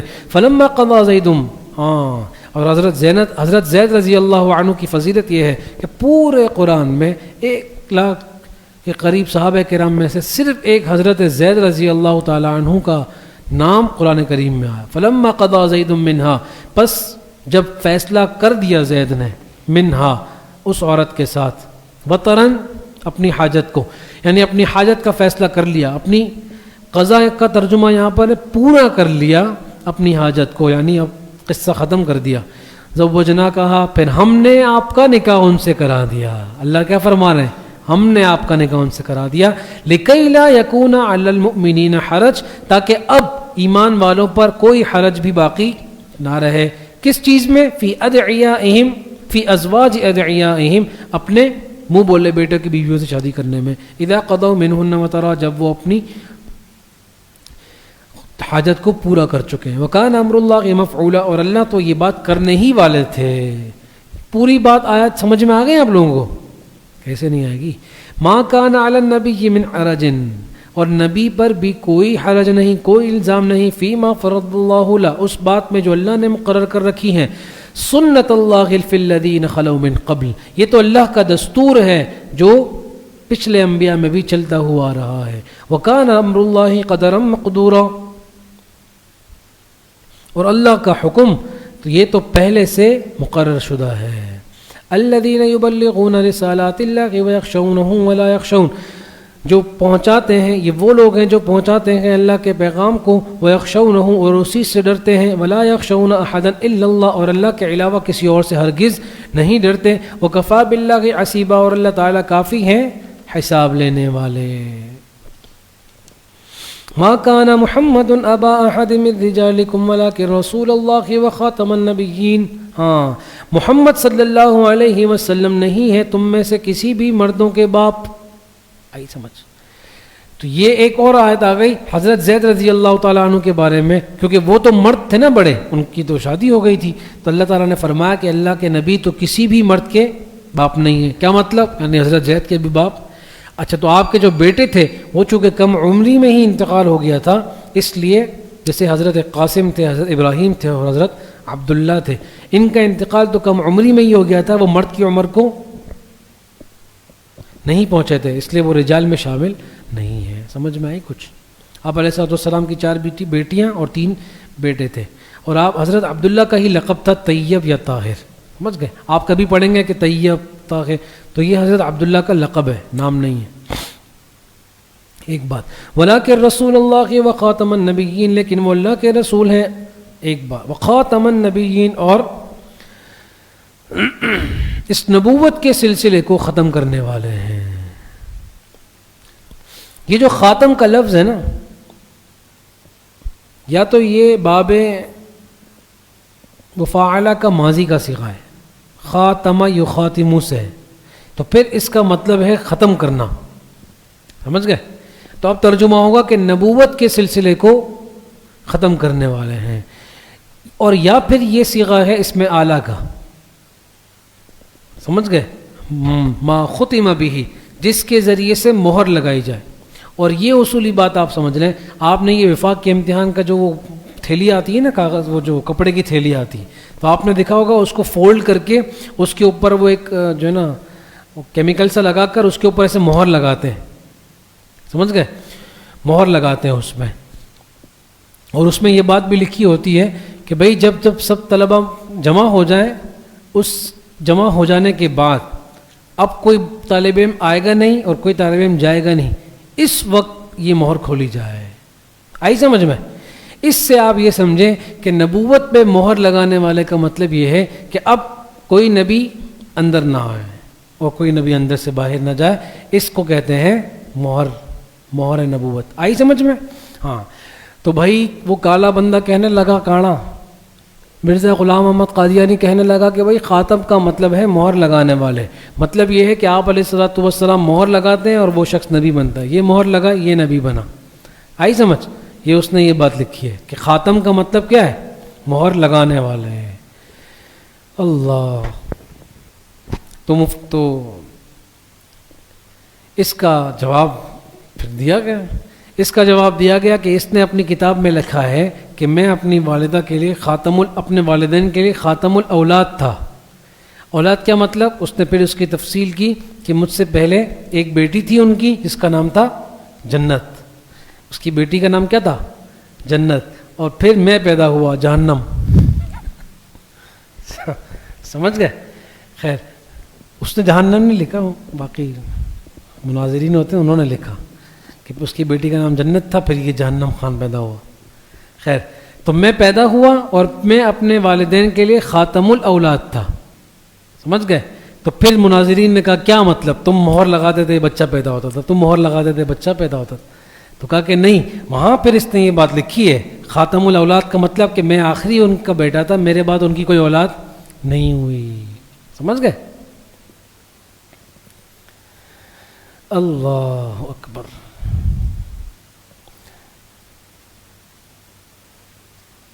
ایک بات. دوسری بات یہ ہے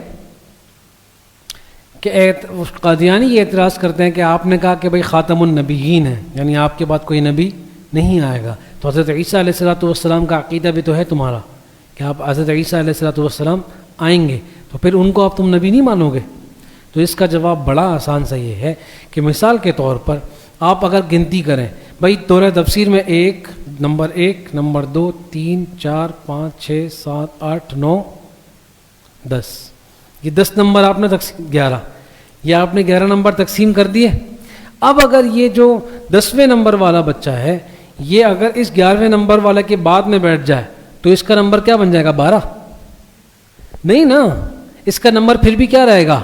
یہ بالکل اسی طرح ہے کہ انبیاء کرام علیہم الصلوۃ والسلام کی ترتیب اللہ پاک نے اس طرح رکھی کہ یہ پہلے نبی آدم علیہ السلام، یہ دوسرے نبی نوح علیہ السلام، چلتے مثال کے طور پر اگر آپ سمجھنے کے لیے کر لیں کہ 100 انبیاء ہیں تو 99 نمبر پر آ کے حضرت عیسیٰ علیہ السلام اور 100ویں نمبر پر آ کے جناب نبی کریم صلی اللہ علیہ وسلم. ایک بات، اب اگر یہ 99 نمبر والے نبی بعد میں آئیں 100 نمبر کے بعد، پھر بھی ان کا نمبر کیا رہے گا؟ 99 رہے گا. فرمایا یہ بالکل عقل میں آنے والی بات ہے، اور جس کی عقل میں یہ نہیں آ رہی تو لہذا عقل نہیں ہے. ایک بات سمجھ گئے؟ اچھا، دوسرا وہ کہتے ہیں بھائی خاتم النبیین ہے نا، قادیانی کہتے ہیں نبیین کے لیے یہ آخری ہے، ان کے بعد کوئی نبی نہیں آئے گا. اس آیت میں نبی سے مراد ہے نبی شریعت. سمجھ گئے؟ اور ہم جس نبی کو مانتے ہیں وہ نبی شریعت نہیں ہے. سمجھ رہے ہو بات؟ ہاں. تو فرمایا کہ یہ بات اس نے بالکل جھوٹی بولی ہے کہ یہ اپنے نبی کو نبی شریعت نہیں مانتے.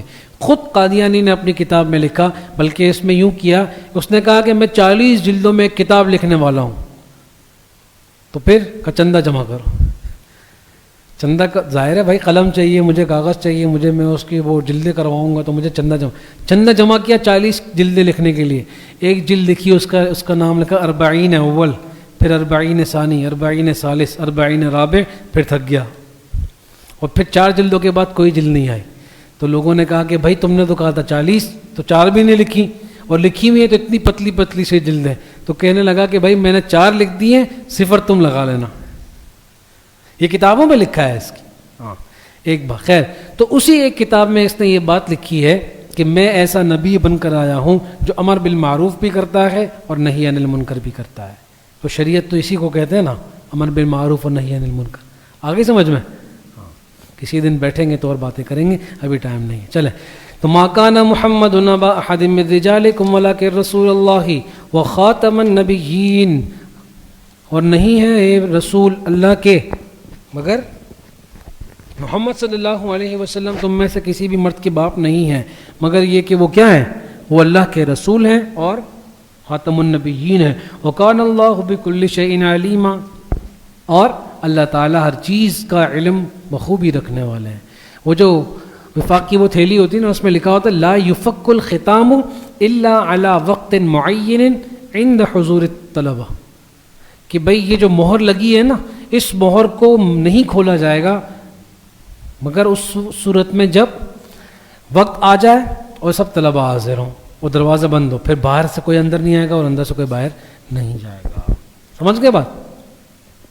چلیں یہاں تک پڑھ لیتے ہیں، بس کرتے ہیں. وآخر دعوانا ان الحمد للہ رب العالمین.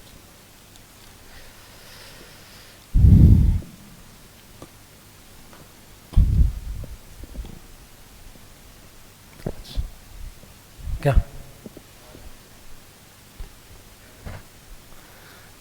چلیں جی دعا کر لیتے ہیں. الحمد للہ رب العالمین والصلاة والسلام علی سید الانبیاء والمرسلین وعلی آلہ واصحابہ اجمعین. یا رب العالمین، صبح سے لے کر اب تک ہم نے جو کچھ بھی قرآن کریم ترجمہ تفسیر پڑھا، اسے اپنے بارگاہ عالیہ میں قبول و منظور فرما لے. یا رب العالمین، اس میں جو کمی کوتاہیاں ہماری جانب سے، ہماری کوتاہی سے رہ گئی ہو، یا رب العالمین تو اس سے صرف نظر فرما کر اسے معاف فرما دے.